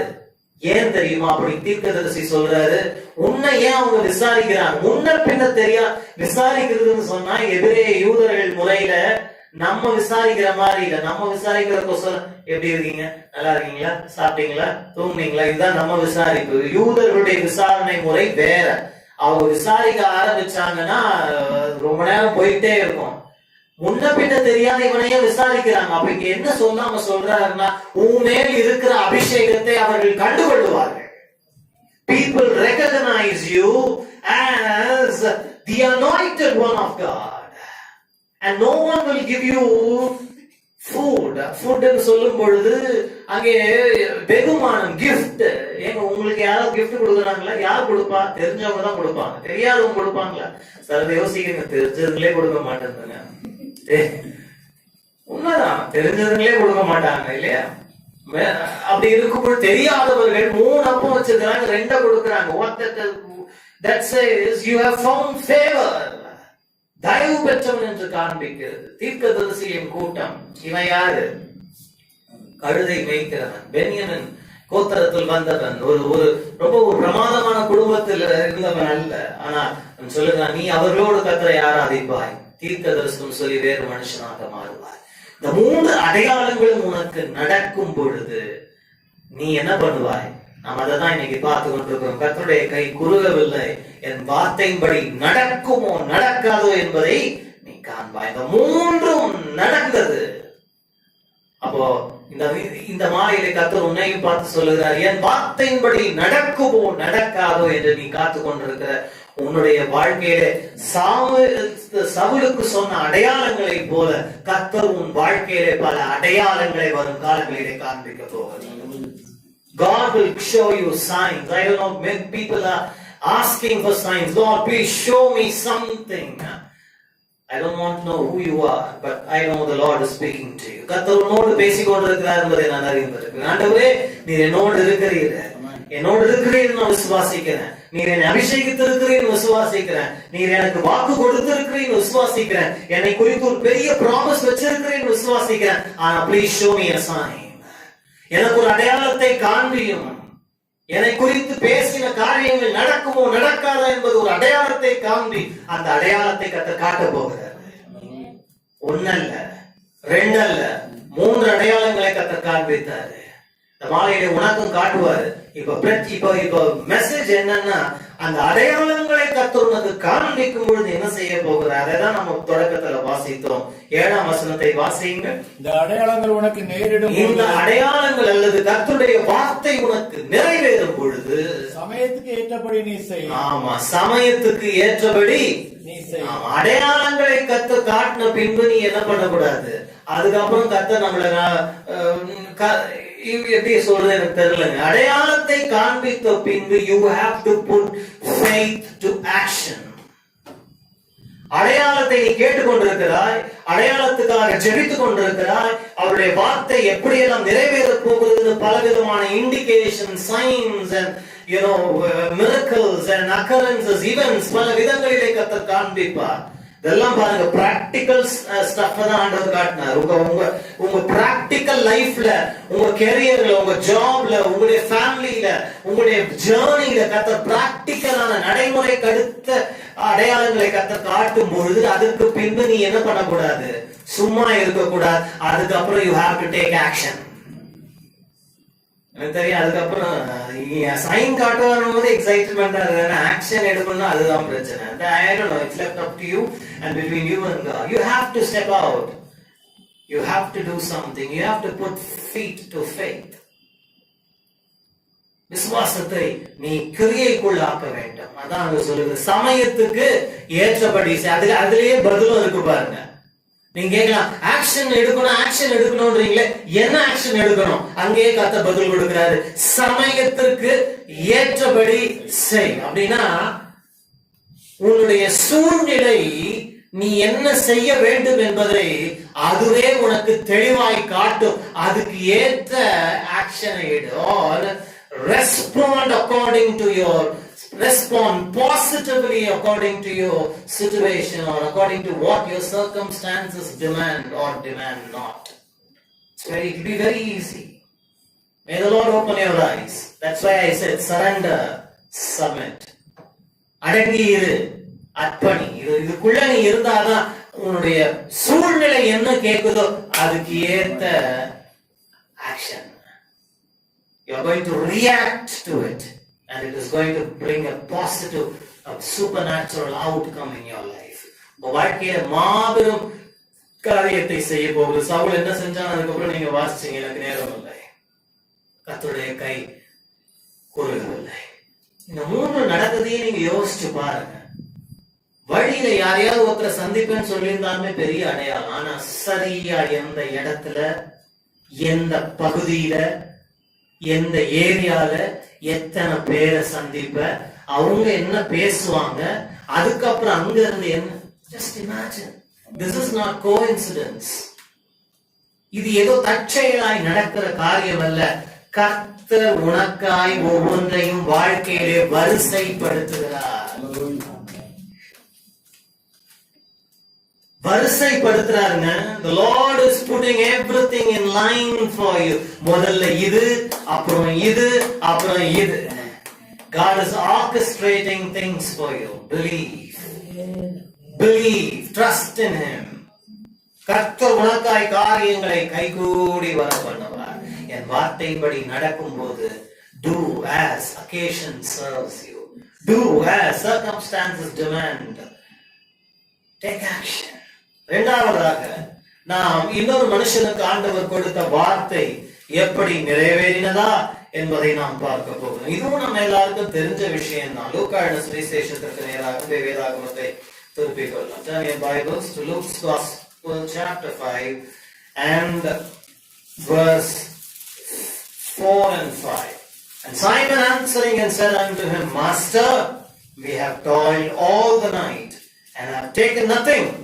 Nevertheless, at thy word, note that, at thy word I will let down the net. நாலிலிருந்து வாசிங்க. அவர் போதகம் பண்ணி முடித்த பின்பு சீமோனை நோக்கி ஆழத்திலே தள்ளிக்கொண்டு போய் மீன் பிடிக்கும்படி உங்கள் வலைகளை போடுங்கள் என்றார். அதற்கு சீமோன் ஐயரே நாம் முழுவதும் நாங்கள் பிரயாசப்பட்டும் ஒன்றும் அகப்படவில்லை. ஆகிலும் உம்முடைய வார்த்தையின்படியே வலையை போடுகிறேன். உம்முடைய வார்த்தையின்படியே வலையை போடுகிறேன். என் வார்த்தையின்படி நடக்குமோ நடக்காதோ என்பதை நீ இப்பொழுது காண்பாய். You will find whether it will be done according to my word or not. My hand is not shortened. என் கை குறுகவில்லை. கோடிட்டு காட்ட வேண்டியது என் வார்த்தையின்படி. சாமுவேல் சவுலுக்கு சொன்ன வார்த்தையின்படி நடந்த பொழுது அவன் செய்ய வேண்டியதை செய்து வாழ்க்கையிலே தேட்டம் பெற்றான். அதே மாதிரி சீமோன் பேதுரு, இங்கே கவனிச்சீங்கன்னா அந்த வசனம் எப்படி தொடங்குச்சு பாருங்க. 4ஆம் வசனம். அவர் போதகம் பண்ணி முடித்த பின்பு, நிறைய கிறிஸ்தவர்கள் விசுவாசிகளுடைய வாழ்க்கை ஆசீர்வாதம் பெறாமல் இருப்பதற்கு காரணம் என்ன என்று கேட்டால், போதகம் வரைக்கும் வாழ்க்கை ரொம்ப நல்லா இருக்கும். மெசேஜ் கேட்கிற வரைக்கும் hallelujah, amen, hosanna, super, amen, glory to God. But it says, போதகம் பண்ணி முடிந்த பின்பு there is something God expects from you.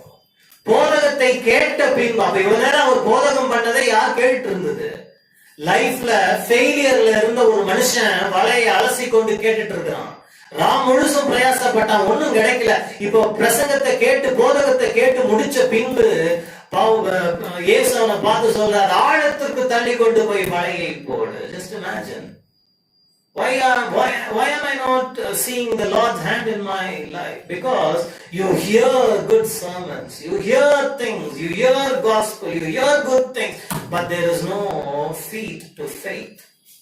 உன் விசுவாசத்திற்கு தகுந்த கிரியை இல்லை. பிரசங்கம் கேட்கிறோம், கேட்ட பின்பு அதற்கு ஏற்றபடி உங்களுடைய வாழ்க்கையை மாற்றி அமைக்கிறீங்களா? கர்த்தர் ஒருவேளை பிரசங்கத்தின் மூலமா உங்களோடு, வார்த்தை மூலமா உங்களோடு பேசி இப்படி திரும்பு அப்படி திரும்பு, இதை செய்யாதே அதை செய் என்று கர்த்தர் சொல்லும் பொழுது what is your response? Look at this man's response. He says, Lord, at thy word. Do you think this is an easy job? It was a humongous task. இது லேசான விஷயம் நீங்க நினைக்கிறீங்களா? நம்ம வாசிக்கிறது ரொம்ப சுலபம். ஒரு வலையினுடைய எடை என்னன்னு நீங்க நாளைக்கு போய் விசாரிச்சீங்க, போய் கூகுள் பண்ணி பாருங்க. He was not having a fishing line, he was having a fisherman's nets, plural, பன்மையில எழுதப்பட்டிருக்கு, வலை அல்ல. ஒரு வலையினுடைய எடை எத்தனை டன் நீங்க ரிசர்ச் பண்ணி பார்த்துங்க, கண்டுபிடிங்க. ராம் முழுவதும் அந்த வலையை போட்டாங்க. யோசிச்சு பாருங்க, நாம நினைக்க போட்டாங்க, தூக்கி போட்டாங்க. நம்மளால ஒரு கையில தூக்கி போறதுக்கு ஐயோமா ஜவம் பின்னாடி புடிச்சிருச்சு. வலையை டன் கணக்கான வலையை தூக்கி போட்டு ஒன்னும் இல்லாம திரும்ப இழுக்கிறது என்பது it is not an easy thing. They did it. இப்ப என்ன பண்ணிட்டு இருக்காங்க? வலையை அலசுறாங்க. தமிழ்ல அப்படி சொல்லப்பட்டிருக்கு. கிரேக்க பதத்துல நீங்கள் வாசிக்கும் பொழுது they were not just washing or cleaning, they were mending their nets. Mending and cleansing is different. மெண்டிங்னு சொல்லும் பொழுது கிழிந்த பகுதிகள் எல்லாம் சீர் பார்த்து சரி பார்த்து எல்லாம் அப்பனா என்ன பண்றாங்க? Backup. It's a wrap. It's a wrap up, Lord. It's a wrap up. The things are over. இன்னைக்கு மீன் கிடைக்காதுன்னு எல்லாம் முடிச்சிட்டாங்க. நீங்க எத்தனை பேர் முடிச்சிட்டீங்க வாழ்க்கையில? பல நேரங்களில் நம்ம wrap up பண்ணி அழகா பேக்கப் பண்ணி அவ்வளவுதான் முடிஞ்சு போச்சு. Finished. Yes. What appears to be a full stop in your eyes is a new beginning in the hands of God. நீ எதற்கு முற்றுப்புள்ளி வைத்தாயோ அதை தேவன் புது ஆரம்பத்தை தர தேவன் நல்லவரா இருக்கிறார். யோசிச்சு பாருங்க, ராம் முழுவதும் எவ்வளவு எடை, எவ்வளவு பிரயாசம், எல்லாத்துக்கும் மேல அங்க ஈகோ கிளாஷ் ஆயிருக்கணும். பரிசுத்த ஆவியானவர் ஒரு கண்களை திறப்பாராக. சொல்லுகிறவர் யார்? யூத மத ரவி. பேதுரு யார்? எக்ஸ்பீரியன்ஸ்ட் ஃபிஷர்மேன், அனுபவம் வாய்ந்த செம்மடவன், மீனவன். நீங்க யோசிச்சு பாருங்க, இப்படிலாம் நம்ம தியானிக்காவிட்டால் கர்த்தருடைய வார்த்தையை பெற்றுக்கொள்ள முடியாது. நம்ம சும்மா ரொம்ப மலையை போட்டான், அவன் போடல, ஈஸியா பேசிட்டு போயிடும். உங்க கெரியர்ல இப்ப நீங்க டாக்டரா இருக்கிறீங்க, ஒரு நர்ஸா இருக்கிறீங்க, இல்ல ஒரு இன்ஜினியரா இருக்கிறீங்க. உங்ககிட்ட வந்து நீங்க எப்படி வைத்தியம் பார்க்கணும் ஒரு இன்ஜினியர் சொன்னா உங்களுக்கு கோபம் வருமா வராதா?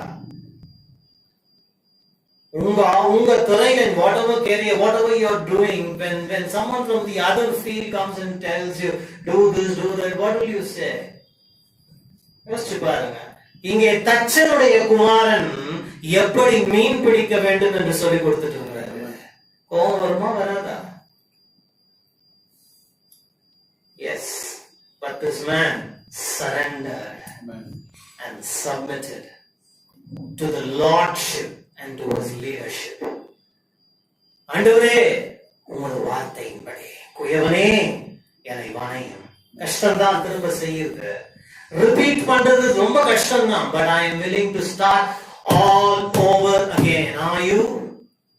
திரும்ப ஆரம்பிக்க, திரும்ப வாழ்க்கையை கட்டி எழுப்ப, அஸ்திபாரங்களை திரும்ப போட, திரும்ப அஸ்திபார நிலைமையிலிருந்து கட்டி எழுப்ப நீ ஆயத்தமாய் இருப்பாயானால் முந்தி கட்டினதை விட பிந்தி கட்டப்படுவதனுடைய மகிமையும் அலங்காரமும் சிங்காரமும் பெரிதாய் இருக்க போகிறது. But unfortunately people are not willing to start over. திரும்ப ஆரம்பிப்பது என்பது ரொம்ப கஷ்டம். I am past the age. I have crossed the bridge. I am sorry, Lord. This is not the time to rebuild. It's not the time to restart. லாக்டவுனுக்கு அப்புறம் restart பண்றதே பல பேருக்கு கஷ்டம். யோசிச்சு பாருங்க. எஸ், நீ தச்சனுடைய குமாரனும் ஜோலிய பாரும். எப்படி மீன் பிடிக்கணும் நீர் எனக்கு சொல்லிக் கொடுக்க வேண்டிய அவசியம் இல்லைன்னு சொல்லல. ஆயினும் உம் வார்த்தையின்படி செய்கிறேன். Hallelujah. Don't ever criticize a man who obeys God's word. Yes, he did not comply to God's word fully. Instead of nets, he threw only a net. It's okay, fine. பரவாயில்ல, ஒன்னும் செய்யாம இருக்கிறவனை விட இவன் எவ்வளவோ டைம் பெட்டர். Hallelujah. நீங்களும் நான் அங்க இருந்தோம்னா சண்டை போட்டு வெளில இல்லையே யோசிச்சு பாருங்க. கேட்டிருப்போம், உங்களுக்கு படகு விட்டதே பெரிய விஷயம், என் படகுல ஏறி நின்று என் படகுல இருந்து பிரசங்கம் பண்ணிட்டு எனக்கே தச்சனா இருக்கிற நீர், அதுவும் நீர் கூட தச்சன் இல்ல, தச்சனுடைய குமாரன் தான் நீர் எனக்கு மீன் பிடிக்க சொல்றீங்கன்னா இறங்கி போம் ரவி சொல்லி இருப்போம். ஆனா அவன் சொல்றான் ஒரு வார்த்தையின்படி. Maybe a partial obedience according to your faith, so shall it be. உன் விசுவாசத்தின்படியே உனக்கு ஆகட்டும். நீ ஒரு வலையை போட்டினா ஒரு வலை மீன், ரெண்டையும் போட்டினா ரெண்டுலையும் மீன், எல்லா வலையும் போட்டினா எல்லா வலையிலும் கிழிந்து போகத்தக்கதாக ஆசீர்வாதத்தை தர வல்லவர். என் வார்த்தையின்படி நடக்குமா நடக்காதா என்று நீ பார்ப்பாய். பார்த்தானா பார்க்கலையா பேதுரு? கர்த்தருடைய கையை அந்த சமுத்திரத்திலே கண்டான். I am not an expert fisherman. I don't know about fishing, but from what I gather, they say it's not during the daytime they go for fishing. பகல்ல எக்ஸ்கர்ஷனா ஒரு ஹாபியா போய் ஒரு ஃபிஷிங் லைனை போட்டு ஒரு லேக் பக்கத்துல உட்கார்ந்து இருக்கலாம். That's a hobby. நீங்க அவங்க போடுறதே நீங்க பாருங்க, ஒத்துக்கார பக்கம் நீங்க போய் பாத்தீங்கன்னா இல்லைங்களா, அது ஒரு ஹாபியா வச்சிருக்கிறவங்க லைனை வச்சுட்டு உட்கார்ந்து இருப்பாங்க. That's a hobby. This is a profession, a career. அதுவே பகல் முழுசா காத்திருந்து ரொம்ப நேரம் மணிக்கணக்கா காத்திருந்த அப்புறம் தான் ஒரு மீன் மாட்டோம் பகல் நேரத்துல. எனக்கு அருமையான தேவனுடைய பிள்ளைகள் என்ன சொல்ல வருகிறேன், இரவுலதான் மீன்கள் கிடைக்கும், விடிய பொழுதிலே மீன்கள் கிடைக்கும் நான் நினைக்கிறேன். ஏன்னா பைபிளை வாசிக்கும் பொழுது தெரியுது. I may be wrong, I may be right. That doesn't matter. ஆனால் கர்த்தர் கால சூழ்நிலைகளை கீழ்ப்படுகிறவனுக்கு சாதகமாக அமைய தேவன் நல்லவராய். நீங்களும் நானும் சொல்லலாம் பகல்ல தான் நடக்கும் அப்படி, அதாவது என்ன இப்பதான் நடக்கும் பிரதர், இதுதான் உலக நியதி. உலக நியதியை தேவன் மாற்ற வல்லவராய் இருக்கிறார். That is called a miracle. A miracle is suspension of natural laws. It is not dismissal, it's suspension. God never dismisses the universal law. இயற்கை நியதிகளை தேவன் அவர்தான் அதை எஸ்டாப்ளிஷ் பண்ணவர். அதை அவர் டிஸ்மிஸ் பண்ண மாட்டார். He suspends for a time. அதுதான் மிரக்கிளுடைய definition. மிரக்கிள்னா என்ன, அற்புதம்னா என்ன? இயற்கை நீதிகளை சற்றே உனக்காக எனக்காக தேவன் மாற்றி அமைப்பார். சற்றே நீ செங்கடலை கடக்கும்படி கடலை பிளப்பார். சற்றே யோர்தானை பிளப்பார். சற்றே சில விஷயங்கள் நடக்கும். Hallelujah. Just imagine, அவன் கர்த்தருடைய கையை கண்டான் அந்த சமுத்திரத்திலே. Hard times. நம்மள அந்த என்ன சொல்லி இருப்போம், Jesus hard times for my fishing profession. ஆண்டவரே ரொம்ப கஷ்டகாலம். இன்னைக்கு எத்தனை பேர் சொல்லிட்டு இருக்கீங்க? எஸ், உண்மை, நான் இல்லைன்னு மறுக்கிறீங்களா?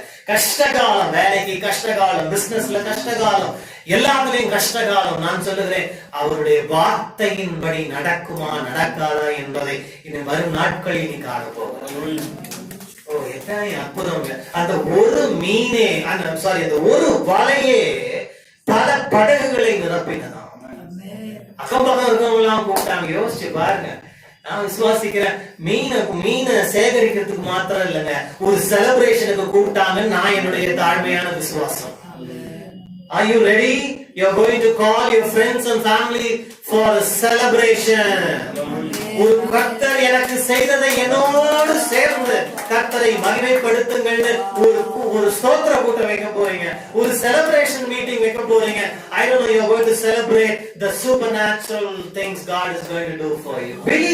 Believe Lord, according to your word. இந்த 29ஆம் தேதி வரைக்கும் நடக்கல, உண்மைதான்.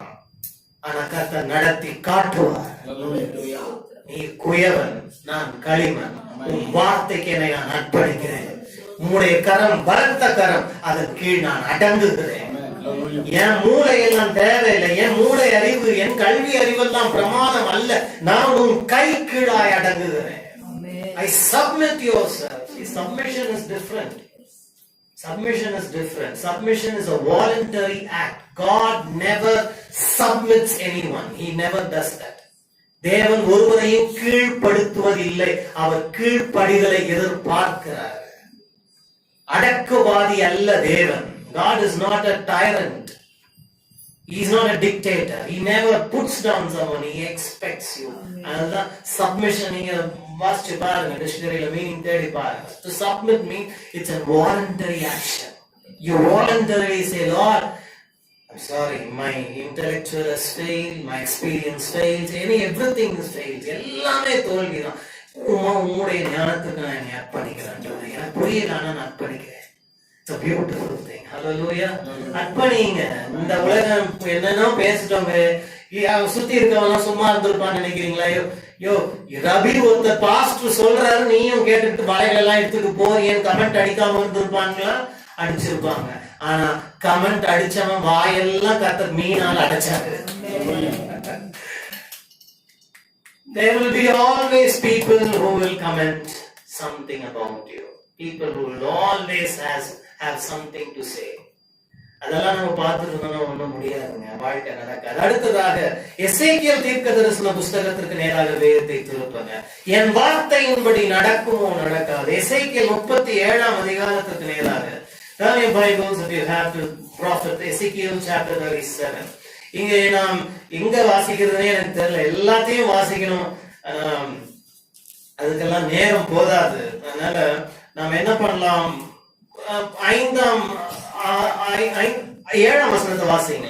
எனக்கு கட்டளையிட்டபடியே, எனக்கு கட்டளையிட்டபடியே நான் தீர்க்க தரிசனம் உரைத்தேன். நான் தீர்க்க தரிசனம் உரைக்கையில் ஒரு இரைச்சல் உண்டாயிற்று. இதோ அசைவு உண்டாகி ஒரு இரைச்சல் உண்டாயிற்று, ஒரு அசைவு உண்டாயிற்று. ஒவ்வொரு எலும்பும் தன் எலும்போடு சேர்ந்து கொண்டது. ஹல்லேலூயா. எப்படி ஆரம்பிக்குது பாருங்க. கர்த்தருடைய வார்த்தையிலிருந்து ஆரம்பிக்கணும். வாசித்து காட்ட நேரத்தில் முதல் 7 வசனங்களை நீங்க வீட்டுல உட்கார்ந்து வாசிச்சு பாருங்க. எசேக்கியேல் தீர்க்கதரிசியை ஆண்டவர் ஆவியிலே கொண்டு போய் ஒரு உலர்ந்த எலும்புகளின் பள்ளத்தாக்கிலே நிறுத்தி ஒரு கேள்வியை கேட்கிறார். Apparently it's a logical question. He says, what do you think? What's your opinion on this valley of dry bones, Ezekiel? He says, Lord, you know. எசேக்கியேல் தீர்க்கதரிசியே, இந்த உலர்ந்த எலும்புகள் உயிரடையுமா அப்படின்னு கேட்கிறார். சில நேரங்கள் ஆண்டவர் உங்க ஒப்பீனியனை கேட்கிறாரு. பார்த்திருக்கீங்களா?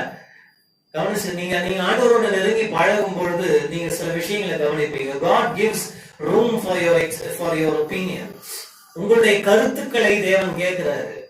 எத்தனை அன்பான தேவன் இல்லையா? அதனாலதான் நான் கொஞ்ச நேரத்துக்கு முன்னாடி சொன்னேன், he is not a dictator, he is not a tyrant.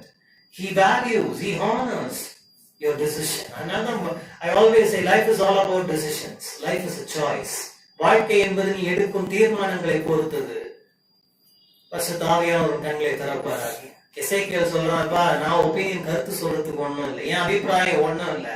மாம்சமா நான் சொல்லணும்னா இதுக்கு சாத்தியமே இல்ல. செத்த எலும்புகள், சடலம் கூட கிடையாதுங்க. It's not even a corpse. It's a valley full of dry bones. No flesh, nothing. பாருங்க. Are you in such a situation today? அப்படிப்பட்ட ஒரு சூழ்நிலையில் இருக்கிறீங்களா? இந்த மாதிரி நேரத்தில் எல்லாம் அற்று போய், நம்பிக்கை அற்று போய், உலர்ந்த எலும்புகளை போல் காய்ந்த சூழ்நிலை. அதுல இதுல என்ன பிரமாதம் தெரியுங்களா? நீங்க லேப்ல பாக்குற மாதிரி உங்களுக்கு பாட்னி கிளாஸ்ல காட்டணுமா அப்படியே ஒரு ஸ்கெலட்டன் ஸ்ட்ரக்சர் அங்க இருந்துச்சுன்னு சொல்லல. இத்தனை பேர் படிச்ச காலத்துல நினைவுபடுத்தி பாரு. உங்க லேப்ல எப்படி காட்டுவாங்க? ஸ்கெலட்டனை ஃபுல் ஸ்கெலட்டனா காட்டுவாங்க, தலையில இருந்து கால் வரைக்கும். இங்க ஸ்கெலட்டன்ஸ் இருந்துச்சுன்னு சொல்லல. It's a valley. It's not a valley of skeletons. It's a valley of dry bones. அதுக்கு அடுத்தடுத்த வசனங்கள் நாம் சொல்றதை நீங்க பார்க்க முடியும். அப்படின்னா என்ன அர்த்தம் தெரியுங்களா? எல்லாம் ஸ்ட்ரக்சர்டா இல்ல, ஆர்கனைஸ்டா இல்ல, எல்லாம் ஒழுங்கா இல்ல, எல்லாம் ஒருங்கிணைந்து இல்ல, எல்லாம் சிதறி கிடந்தது. இது உயிரடையுமா? உயிரடைஞ்சா கூட என்ன பிரயோஜனம்? Logical question. உயிரடைஞ்சா கூட பிரயோஜனம் இல்லை. ஏன்னா தலை எங்க கிடக்குன்னு வாளுக்கு கைக்கு தெரியாது, கை எங்க கிடக்குன்னு காலுக்கு தெரியாது. அதுவும் எத்தனை, ஒன்னு இல்ல, ரெண்டு இல்ல, பெரிய சேனை விழுந்து கிடக்குது. It's a mountain of impossibility. Are you up against a mountain of impossibility? I am against. நான் சில நேரங்களிலே மவுண்டன் ஆஃப் இம்பாசிபிலிட்டி, இமாலய மலையை விட ஒரு பெரிய முடியாத மலைக்கு முன்பதாக நின்று கொண்டிருக்கலாம். ஆண்டவரே, இது உயிர் அடையுமான்னு கேட்கிறேன். உயிர் அடைஞ்சா கூட இது பிரயோஜனம் இல்லை. ஆனால் பிரயோஜனமற்றவைகளையும் நமக்கு லாபகரமாக மாற்றுவது கர்த்தருடைய கை. அவன் சொன்ன பின்பதாக கர்த்தர் அவனோடு சில விஷயங்களை சொல்ல, நான் சொல்றபடியே நீ சொல்லு. நான் தீர்க்கதரிசனம் உரைக்கையிலே, நீ என் வார்த்தை உரைக்கையிலே அற்புதங்களை காண்பா. இந்த மாலை நேரத்திலே நான் விசுவாசிக்கிறேன். இந்த செய்தியை கர்த்தர் எனக்கு கொடுத்து, இந்த தீர்க்கதரிசன செய்தியை நான் உரைக்கையிலே உங்கள் வாழ்க்கையிலே ஒரு அசைவு, ஒரு இரைச்சல் உண்டாகும், ஒரு அசைவு உண்டாகும், ஒரு ஒருங்கிணைப்பு உண்டாகும் போது there is going to be a rumbling, a shaking, and coming together. Hallelujah. And an organizing, or whatever you want to call it, structuring, shaping up. எத்தனை பேருக்கு வேணும் அந்த மாதிரி? முதல்ல என்ன உண்டாகணும்? ஒரு இரைச்சல் உண்டாகணும். தீர்க்க தரிசனம் உரைக்கப்பட்ட உடனே அந்த பள்ளத்தாக்கு முழுவதும் ஒரு இரைச்சல், ஒரு சத்தம். நீங்க கூட நல்ல சத்தங்களை கேள்விப்பட போறீங்க. பாசிட்டிவான ஒரு சத்தத்தை கேள்விப்பட போறீங்க. உங்களை குறித்த நல்ல சத்தங்களை கேட்க போகிறீர்கள். இதுவரைக்கும் என்ன சத்தம் உங்களை குறித்து சுற்றி இருக்கிறதோ தெரியல. இதுவரைக்கும் நெகட்டிவான சத்தம், ஆகாது, நடக்காது, விளங்காது, முடியாது என்று கேட்டுக்கொண்டிருந்த நீங்கள் உங்களுக்கு சாதகமான ஒரு சத்தத்தை கேட்பீர்கள். Rumbling, a noise. Oh, what a great mighty God. என் வார்த்தையின்படி நடக்குமோ நடக்காதோ என்பதை நீ காண்பாய். ஒரு ஷேக்கிங், ஒரு அசைவை கத்தர் கொண்டு வருவார். போன வாரம் கூட நம்ம பார்த்தோம் நினைக்கிறேன். வானத்தையும் பூமியையும் சமுத்திரத்தையும் வெட்டாந்தரை எதையும் செருபாபேலே நீ என் ஆலயத்தை கட்டி முடிப்பதற்கு என்ன அசைக்கிறமோ நான் அசைக்க வல்லவராயிருக்கிறேன்.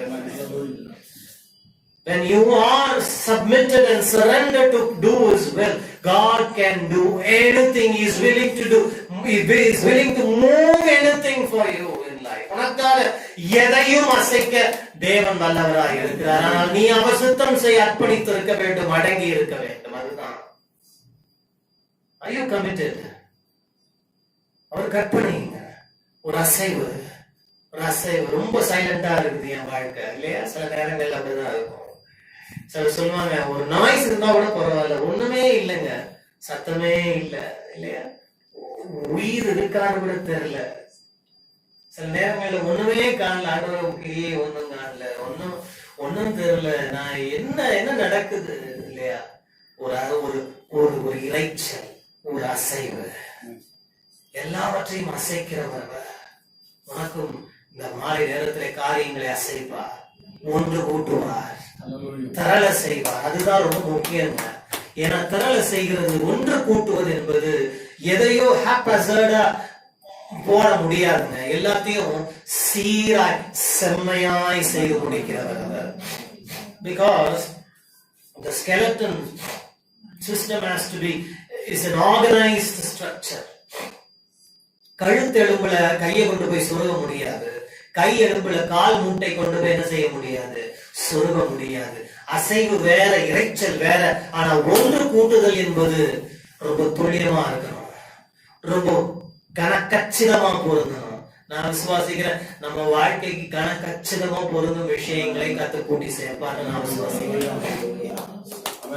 எதோட எது பொருந்தணுமோ, அதை எப்படி சொல்லலாம், நீ எங்க இருக்கணுமோ எங்க இருக்க கூடாதோ, எப்படி இருக்கணுமோ எப்படி இருக்க கூடாதோ, யாரோட இருக்கணுமோ யாரோட இருக்க கூடாதோ, கர்த்தர் காரியங்களை கணக்கச்சிதமாய் பொருந்தியவர்.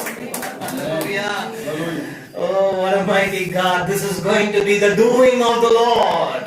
கர்த்தருடைய செய்கை என் வார்த்தையின்படி நடக்குமோ நடக்காதோ என்பதை நீ காண்பார். இன்னைக்கு ஒருவேளை உங்க வாழ்க்கை ரொம்ப டிஸ்ஆர்கனைஸ்டா இருக்கலாம். ஐயோ, ஒழுங்கே இல்ல, சீரே இல்ல, எதுவுமே சரியில்லை. கர்த்தர் செய்கிறாரு. பிரமாதம் என்ன தெரியுமா? எல்லாம் சேர்ந்துருச்சுங்க, எல்லாம் சேர்ந்துருச்சு, உயிர் இல்ல. கர்த்தர் சொல்றாரு, காற்றை பார்த்து தீர்க்க தரிசனம் சொல்லு. ஜஸ்ட் இமேஜின், யோசிச்சு பாருங்க. தீர்க்கதரிசி காற்றை பார்த்து தீர்க்க தரிசனம் சொல்லு. அப்படின்னா என்ன? காற்று வரும் 4 திசைகளையும் பார்த்து 4 திசையும் உனக்கு சாதகமா இருக்குது. கர்த்தருடைய வார்த்தை அது ஆவியாய் வந்த பொழுது அதை உயிர் பெற செய்யுது. அதுக்கு முன்பதாக நிறைய விஷயங்கள் நடந்தது. தசைகள், திசுக்கள், நரம்புகள் எல்லாம் வந்து சேர்ந்தது. அதுக்கப்புறம் ஒரு தோல் வந்து மூடினது. என்ன வந்து மூடிச்சு? தோல் மூடிச்சு. எத்தனை பேர் தோல் மூடணும்? இத நீங்க நான் சொல்றேன், இந்த எசேக்கியேல் 37ஆம் அதிகாரத்தை நீங்க லிட்டரலா எடுத்துக்கிட்டாலும், ஸ்பிரிச்சுவல் சென்ஸ்ல எடுத்துக்கிட்டாலும் உங்க வாழ்க்கையில ஆசீர்வாதம் உண்டாகும். ஒருவேளை இதை லிட்டரலா எழுத்தின் வண்ணமாகவே உங்க எலும்புகளுக்கு ஆரோக்கியம் வேணா எடுத்துக்கலாம், போன்ஸ்ல ஆரோக்கியம் வேணா எடுத்துக்கலாம், தோல்ல ஆரோக்கியம் வேணா எடுத்துக்கலாம், நரம்புகள்ல ஆரோக்கியம் வேணா எடுத்துக்கலாம். சரீரம் தலையிலிருந்து கால் வரைக்கும் ஒண்ணுமே சரியில்லைனாலும் இந்த வார்த்தையில நீ ஆரோக்கியத்தை எடுத்துக்கொள்ளலாம். ஆவிக்குரிய அர்த்தமா எடுத்துக்கொண்டால் எடுத்துக்கொள்ளலாம். தோல் என்பது நம் புற தோற்றத்தை காண்பிக்குது இல்லைங்களா? தோல் இருக்கிறதுனாலதான் நீங்க கருப்பா சிவப்பான்றத பார்த்து அறிஞ்சிக்க முடியும். அப்ப தோல் என்பது வெளி தோற்றத்தை நான் விசுவாசிக்கிறேன். ஒரு வெளி தோற்றமே புற தோற்றமே இல்லாத அந்த அந்த அந்த பள்ளத்தாக்கிலே அழகாய் கத்த புற தோற்றத்தை கொடுத்தாரு. எப்படி காட்டுது தெரியுங்களா? நான் இதை 2 சென்ஸ்லயும் எடுத்துக்க போறேன். என்னுடைய வெளிப்பிரகாரமான தோற்றத்தையும் கத்த மாற்ற போறாரு.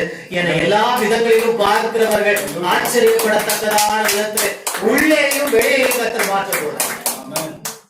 மாத்துறாருங்க. மோசே மலையிலிருந்து இறங்கி வந்தப்போ வேற மாதிரி இருந்தாரு.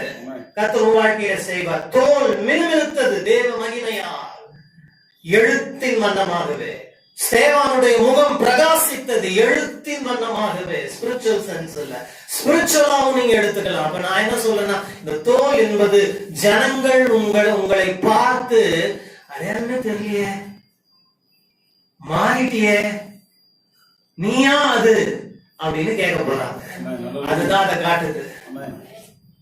தோலே இல்லாம இருந்த சொல்லுவாங்க தெரியுமா, ஒரு தோற்றமே இல்ல, ஒரு ஷேப்பே இல்ல, ஒரு லைஃபே இல்லாம இருந்த உன்னையும் என்னையும் பார்த்து கேட்க போறாங்க, நீயா அது? தள்ளப்பட்ட கல்லை போல கிடந்தியே, நீயா அது? விசாரிப்பாளற்ற சியோனை போல கிடந்தாயே, நீயா அது? இன்னைக்கு கர்த்தரால் தேற்றப்பட்டவனாய், கர்த்தரால் ஆறுதல் அடைந்தவனாய், சிங்கார சியோனாய், பிரம்மாண்டமான மாளிகையாய் நீ எழும்பி நிற்கிறாயே. யார் இவள்? மார்பிலே சாய்ந்து கொண்டு வருகிற இவள் யார் என்று சொல்லி ஜனங்கள் வினவத்தக்கதான ஒரு மாற்றத்தை, a change will be witnessed by people. Oh, what a marvelous thing, prophecy. உயிர் அடைந்தது. கடைசியா ஒண்ணு சொல்லி முடிச்சிருக்கேன், டைம் ஆனாலும் பரவாயில்ல இல்லைங்களா. நாலு காரியம் தான் கத்து கொடுத்தார். 4 ரொம்ப முக்கியம். அப்போஸ்தலர் நடவடிக்கையின் புஸ்தகம், பயந்துராதீங்க, மணி இன்னும் ஆகல, நான் சும்மா ஒரு பேச்சுக்கு சொன்னேன். அப்போஸ்தலர் நடவடிக்கையின் புஸ்தகம் 27ஆம் அதிகாரம் 23ஆம் வசனத்திலிருந்து வாசிங்க. Acts of the Apostles chapter 27 verse 23 onwards. ஏனென்றால் என்னை ஆட்கொண்டவரும் நான் சேவிக்கிறவருமாகிய என்னுடைய தூதனானவன். எத்தனை பேரை கர்த்தர் ஆட்கொண்டிருக்கிறாருங்க? அவங்க மட்டும் கை தூங்குவாங்க. எத்தனை பேரை கர்த்தர் ஆட்கொண்டிருக்கிறாரு? அப்ப உங்களுக்கு தான். என்னை ஆட்கொண்டவரும் நான் சேவிக்கிறவங்க. எத்தனை பேர் கர்த்தரை சேவிச்சிட்டு இருக்கீங்க? How many are you worshiping God? அப்ப இது உங்களுக்கு தான். ஏன் இப்படி இந்த கேள்வி எழுப்பினா, இது பாலுக்கு கொடுத்தது அப்படின்னு யாரும் விட்டுற விடாது. என்னை ஆட்கொண்டவர், நான் வணங்குகிற ஆராதிக்கிற கர்த்தருடைய தூதனானவர் நேற்று இரவு என் பக்கத்தில் நின்று, பயப்படாதே பவுலே, பயப்படாதே, நீ ராயனுக்கு முன்பாக நிற்க வேண்டும். இதோ உன்னுடனே கூட யாத்திரை பண்ணுகிற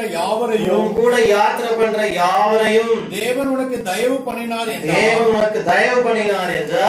ஆனபடியினால் மனுஷரே திடமனதாயிருங்கள், எனக்கு சொல்லப்பட்ட பிரகாரமாகவே நடக்கும் என்று. இதுதான் முக்கியம். எனக்கு சொல்லப்பட்ட பிரகாரமாகவே நடக்கும் என்று. தேவனிடத்தில் நம்பிக்கையாயிருக்கிறேன். ஆயினும் நான் ஒரு தீவிலே விழ வேண்டியதாயிருக்கும் என்று. I wish I could explain this fully. பவுலடிகள் பிரசங்கம், கிறிஸ்துவினுடைய ஊழியம் செய்வது நிமித்தமாக பலவிதமான பிரச்சனைகளை சிக்கிவிட்டாருங்க. இந்த பிரச்சனை எல்லாம் பத்தி இப்ப பேச எனக்கு நேரம் இல்லை. அவரை ரொம்ப வெறுத்தாங்க, அவரை கொலை செய்யறதுக்கு ஒரு திட்டம் போட்டாங்க. அதனால அதை அவர் தெரிஞ்சுக்கிட்டு அவர் என்ன பண்ணாருன்னா, பவுல் யாருன்னு சொன்னா டியூவல் சிட்டிசன்ஷிப் வச்சிருந்தவர். அவர் ஒரு பக்கம் யூதர், இன்னொரு பக்கம் ரோம குடிமகன். இந்த காலத்துல சொல்லணும்னா, if you are an American citizen, it's an esteemed position இல்லையா இந்த உலகத்துல. அதே மாதிரி ஒரு அமெரிக்கன் சொல்லும் பொழுது ஒரு தனி ஒரு மரியாதை உலகத்தின் எந்த பகுதியில இருந்தாலும். அப்போ அதே போல பவுலின் காலத்துல ரோம குடிமகன் சொன்னா இந்த காலத்து அமெரிக்கன் மாதிரி ஒரு தனி கம்பீரம், ஒரு தனி மரியாதை. பவுல் ரோம குடிமகன் மாத்திரமல்ல, யூதனுமாய் இருந்தான். இப்ப பவுல் என்ன பண்ணாருன்னா, இத ஊழியத்துக்கு சாதகமா மாத்திக்கிட்டார். இவரை கொலை பண்றதுக்கு வழியெல்லாம் யூதர்கள் நிக்கிறத கேள்விப்பட்டது சொன்னாரு, நான் ரோம குடிமகன், என்னை எங்கதான் விசாரிக்கணும்? சீசருக்கு முன்பதாக தான் விசாரிக்கணும், நான் சீசருக்கு அபயம் விடுகிறேன் அப்பீல் பண்ணிட்டாரு சுப்ரீம் கோர்ட்டு. இப்ப என்ன பண்றாங்க, பவுல வழி அனுப்பி வைக்கிறாங்க. வழி அனுப்பி வைக்க கப்பல் பிரயாணத்திலே புறப்பட்டு போகும் வழியிலே பலவிதமான சம்பவங்கள் நடக்குது. பவுல் சொல்றாரு, இந்த பிரயாணத்தை ஆரம்பிக்க வேண்டாம்னு சொல்லும் பொழுது கப்பலின் தலைவர் என்ன பண்ணல, பவுலின் வார்த்தைக்கு செவி கொடுக்கல. ஏன்? பவுல் யார்? கப்பல்ல டிக்கெட் வாங்கி டிராவல் பண்றவர் இல்ல. பவுல் அவருடைய பார்வையின்படி குற்றவாளி, கன்விக்ட், அக்யூஸ்ட். யாராவது அக்யூஸ்ட் வார்த்தையை ஏத்துப்பாங்களா? யோசிச்சுங்க. நீ ஏன் ட்ரையலுக்கு போயிட்டு இருக்கிற, இவரு நமக்கு வழிகாட்டுறாராம். அப்படிங்களா? அது நிமித்தம் இது என்ன ஆச்சு? புயல்ல சிக்கிச்சு. எவ்வளவு நாள்? பவுல் சொன்ன மாதிரியே கப்பல்ல இருக்கிற சரக்கெல்லாம் தூக்கி எறிந்தார்கள். 14 நாட்கள் இரவும் பகலும் சூரியனை சந்திரனை வெளிச்சத்தை காணாதபடி தப்பிச்சா உயிர் பிழைத்தால் போதும் என்று ஆனார்கள்.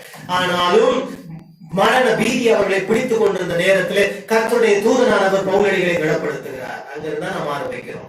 பவுலை பார்த்து கர்த்தருடைய தூதன் சொல்லுகிறார், பவுலே பயப்படாதே.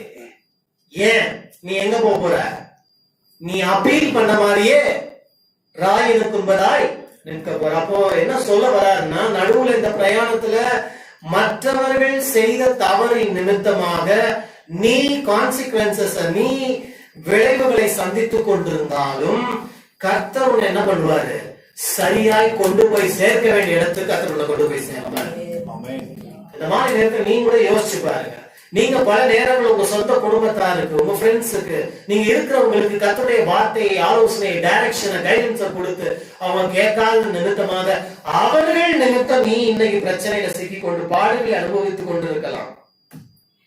பல நேரத்துல நம்ம பழகும், நான் ஒண்ணுமே தப்பு பண்ணல, அவன் பண்ணதுக்காக நான் அனுபவிக்கிறேன். கர்த்தர் சொல்றாரு, நான் அறிந்திருக்கிறேன், உன்னை எங்க கொண்டு போய் சேர்க்கணும்னு என்ன பண்ணுவேன், கொண்டு போய் சேர்ப்பேன். அப்போ your destiny is assured. நீ போய் சேர வேண்டிய இடத்துல கர்த்தர் உன்னை கொண்டு போய் சேர்ப்பார். நடுவில் புயல் வந்தாலும், இருள் வந்தாலும், என்ன வந்தாலும் சரி, கர்த்தர் உன்னை கொண்டு போய் சேர்ப்பாரு. இன்னைக்கு நிறைய பேர் நீங்க போகும் இடத்திற்கு நான் போய் சேர்வேணும், சென்றடைய வேண்டிய இடத்தை சேராமல் போயிடும் யோசிக்கலாம். இல்ல, மற்றவர்கள் செய்த பிழையின் நிமித்தம் நீ செய்கிற சில பிரச்சனைகள் வழியாய் கடந்து செல்ல நேரிடலாம். ஆனால் முடிவு உறுதி, நல்ல முடிவை கற்றுக் கொடுப்பாரு. ஆனா பவுலுக்கு கர்த்தர் ஒரு அருமையான ஒரு வார்த்தையை தராரு பாருங்க. கப்பல்ல இருக்கிற எல்லாரும் நிமித்த காப்பாற்றப்படுவார்கள், அது மாத்திரமல்ல, ஆனாலும் நாம் ஒரு தீவிலே, அதுதான் இந்த மாலையில கர்த்தர் உங்களுக்கும் கொடுக்கிற வார்த்தை. இந்த வார்த்தையை கேட்ட பிறகு உங்க வாழ்க்கையிலே ரெடியா ஒரு டைவர்ஷன் காத்து கொண்டிருக்கிறது. உங்கள் பாதைகள், சிலருடைய பாதைகள் மாறப்போகிறது. என் வார்த்தையின்படி நடக்குமோ நடக்காதோ என்று நீ காண்பாய். கப்பலின் மாலுமி, கேப்டன் என்ன டிசைட் பண்றான்றது முக்கியம் அல்ல. சென்ச்சுரியன், கப்பலின் ஓனர் என்ன டிசைட் பண்றான் இல்ல. கிறிஸ்து உன்னை குறித்து என்ன சொல்லுகிறாரோ அதுதான் நடக்கும். Not what the captain says, not what the centurion says, but what Christ says will be done in your life. And that Christ whom you serve says, a diversion awaits you. உன் பாதை கொஞ்சம் திருப்ப போகிறேன். Hallelujah. Just imagine. யோசிச்சு பாருங்க, எவ்வளவு பெரிய ஆளா இருக்கலாம், பவுல் மேல அவங்களுக்கு கண்ட்ரோல் இல்ல, ஒண்ணும் பண்ண முடியல அவங்களால. கர்த்தர் சொன்னபடியே அந்த கப்பல் மெலித்தா தீவை சென்று அடைந்தது. ஏன்? அங்க கர்த்தர் 3 மாசம் பவுலுக்கு ஒரு புதிய ஊழிய வாசலை திறந்து வச்சிருந்தாங்க. இந்த மாலை நேரத்தில் உனக்கும் கர்த்தர் திறந்து வைத்திருக்கிற வாசல்களை நீ சுதந்திரிக்கும்படி, எங்க உன்னை டைவர்ட் பண்ணி எந்த பாதையிலே உன்னை திருப்பி கொண்டு போக வேண்டுமோ கர்த்தர் உன் பாதைகளை திருப்புவார். உன்னை சுற்றி இருக்கிற ஜனங்க ரைட் எடுக்கலாம், ஆனா கர்த்தர் உன்னை லெஃப்ட்ல கொண்டு போக தேவன் நல்லவராகிறார். தென் பக்கம் என்று சொல்லலாம், கர்த்தர் உன்னை வேறு வழியாய் கொண்டு போக தேவன் நல்லவராகிறார். I am telling you what God purposes will be done. மனுஷன் எத்தனிக்கிறபடி அல்ல. மெலித்தா தீவிலே போய் விழுந்த the so-called accused Paul was celebrated. அங்கே கொண்டாடப்பட்டான். தேவ தூதனை போல வந்தார் என்று சொல்லப்பட்டான். அந்த தீவின் தலைவன் சுகம் பெற்றான். தீவில் இருந்த வியாதியஸ்தர்கள் அத்தனை பேரும் சுகம் பெற்றார்கள். தேவனுடைய சுவிசேஷம் அறிவிக்கப்பட்டது. அங்கே ஒரு பலத்த ஊழியம் நடந்தது. அவர்கள் சொன்னார்கள், இவன் உண்மையாகவே தேவன், he is God. Just imagine what a witness it was before the crew members of the ship. கப்பலில் பயணித்தவர்களுக்கு முன்பதாக பவுலுக்கு என்ன சாட்சி பாருங்க. இன்னைக்கு உன் சாட்சியும் கர்த்தர் மாற்றுவார், ஆனா அதுக்கு முன்னாடி உன் டைரக்ஷனை கர்த்தர் கொஞ்சம் மாற்றணும். Learn to submit, surrender, submit, surrender. அடங்கி இருக்கவும் அர்ப்பணிக்கவும் நீ கத்துக்கிட்டீங்கன்னா மனுஷன் உங்களை திருப்ப முடியாதுங்க. மனுஷனுடைய GPS சிஸ்டம் இல்லங்க. God will help you navigate in life no matter what. இன்னைக்கு நீ நேவிகேஷன் எனக்கு பிரச்சனையா இருக்குது, எனக்கு எப்படி போகணும்னு தெரியல, என்ன பண்ணணும்னு தெரியல, எங்க திரும்பணும்னு தெரியல, எங்க I'm telling you, learn to surrender, submit. அர்ப்பணி, அடங்கியிரு, கர்த்தர் திருப்புவாரு. ஓ அருமையான தேவன். என் வார்த்தையின்படி நடக்குமோ நடக்காது. இங்க பவுல் என்ன சொன்னாரு? எனக்கு சொல்லப்பட்டபடியே நடக்கும் என்று தேவனிடத்தில் விசுவாசமா இருக்கு. நான் சொல்லிக்கொண்டே போகலாம். கப்பல்லாம் உடனே போய் சரக்கெல்லாம் இல்லாம மெலித்தா தீவுக்குள்ள போனாங்கன்னா வெள்ளம் வரும்போது எப்படி வந்தாங்க தெரியுமா? கப்பலோட வெள்ளம் வந்தாங்க. யாருக்காக கப்பலை கொடுத்தாங்கன்னு நினைக்கிறீங்க? பவுலுக்காக கப்பலை கொடுத்தாங்க. பவுலுக்காக கப்பலை லோட் பண்ணாங்க. பவுலின் நிமித்தம் கூட இருந்தவர்கள் ஆசீர்வதிக்கப்பட்டது போல நீ தேவனுடைய வழிநடத்தலுக்கு உன்னை அர்ப்பணிக்கும் பொழுது உன் நிமித்தம் உன்னோடு கூட இருக்கிறவர்களும் ஆசீர்வதிக்கப்படுவார்கள். Thank you, Jesus. Thank you, Lord. Hallelujah. நாம் ஜெபிக்கலாம். Thank you, Lord. என்னுடைய கை குறுகவில்லை, என்னுடைய கை குறுகவில்லை. என் வார்த்தையின்படி நடக்குமோ நடக்காதோ என்று நீ காண போகிறாய். கர்த்தரின் கை குறுகவில்லை, கர்த்தரின் வாக்கு மாறிடாதே. கர்த்தரின் கை குறுகவில்லை, கர்த்தரின் வாக்கு மாறிடாதே. சுதராய் மாறிடவே, சுதராய் புரிந்தனவே. விசுவாசியே நீ பலராதே, விசுவாசியே நீ பலராதே, விசுவாசியே நீ பலராதே, விசுவாசியே நீ பலராதே. விசுவாசத்தால் நீதிமானே பிழைப்பார். விசுவாசத்தால் நீதிமானே பிழைப்பார். திருசபையே கிரியை செய்வார், நித்தியானந்தம் பெற விடுவாய். திருசபையே கிரியை செய்வாய், நித்தியானந்தம் பெற விடுவாய். தலைமுறையாய் தலைமுறையாய் ஆமென். தலைமுறை தலைமுறையாய் தலைமுறையாய் தலைமுறையாய் ஆமென். புரிவாரும் தலைமுறையாய் தலைமுறையாய். நீயும் பிள்ளைகள் பிள்ளைகள் பிள்ளைகள் புரிவார் என்றும் தலைமுறையாய் தலைமுறையாய். விசுவாசியுங்கள். தலைமுறையாய் தலைமுறையாய் செழிக்கிறார்கள். ஆமென். தலைமுறையாய் என்றும் தலைமுறையாய் செழிக்கிறார்கள். புரிவார் நாம் தலைமுறையாய் தலைமுறையாய் செழிக்கிறார்கள். புரிவார். விசுவாசியே நீ பலராதே, விசுவாசியே நீ பலராதே. ஆமென். விசுவாசியே பலராதே. அது சொல்லப்பட்டபடியே நடக்கும். நீ கலங்காதே.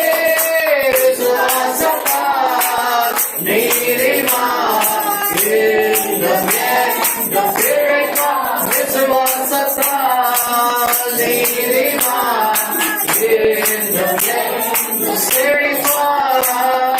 விசுவாசத்தால் நீதிமான் என்றும் செழிப்பார். விசுவாசத்தால் நீதிமான் என்றும் செழிப்பார். ஹல்லேலூயா. தலைமுறை தலைமுறையா, சந்ததி சந்ததியா, தலைமுறை தலைமுறையா. இன்றைக்கு என் வாழ்க்கையே கேள்விக்குறியா இருக்கு. நீ வந்திருக்கலாம்.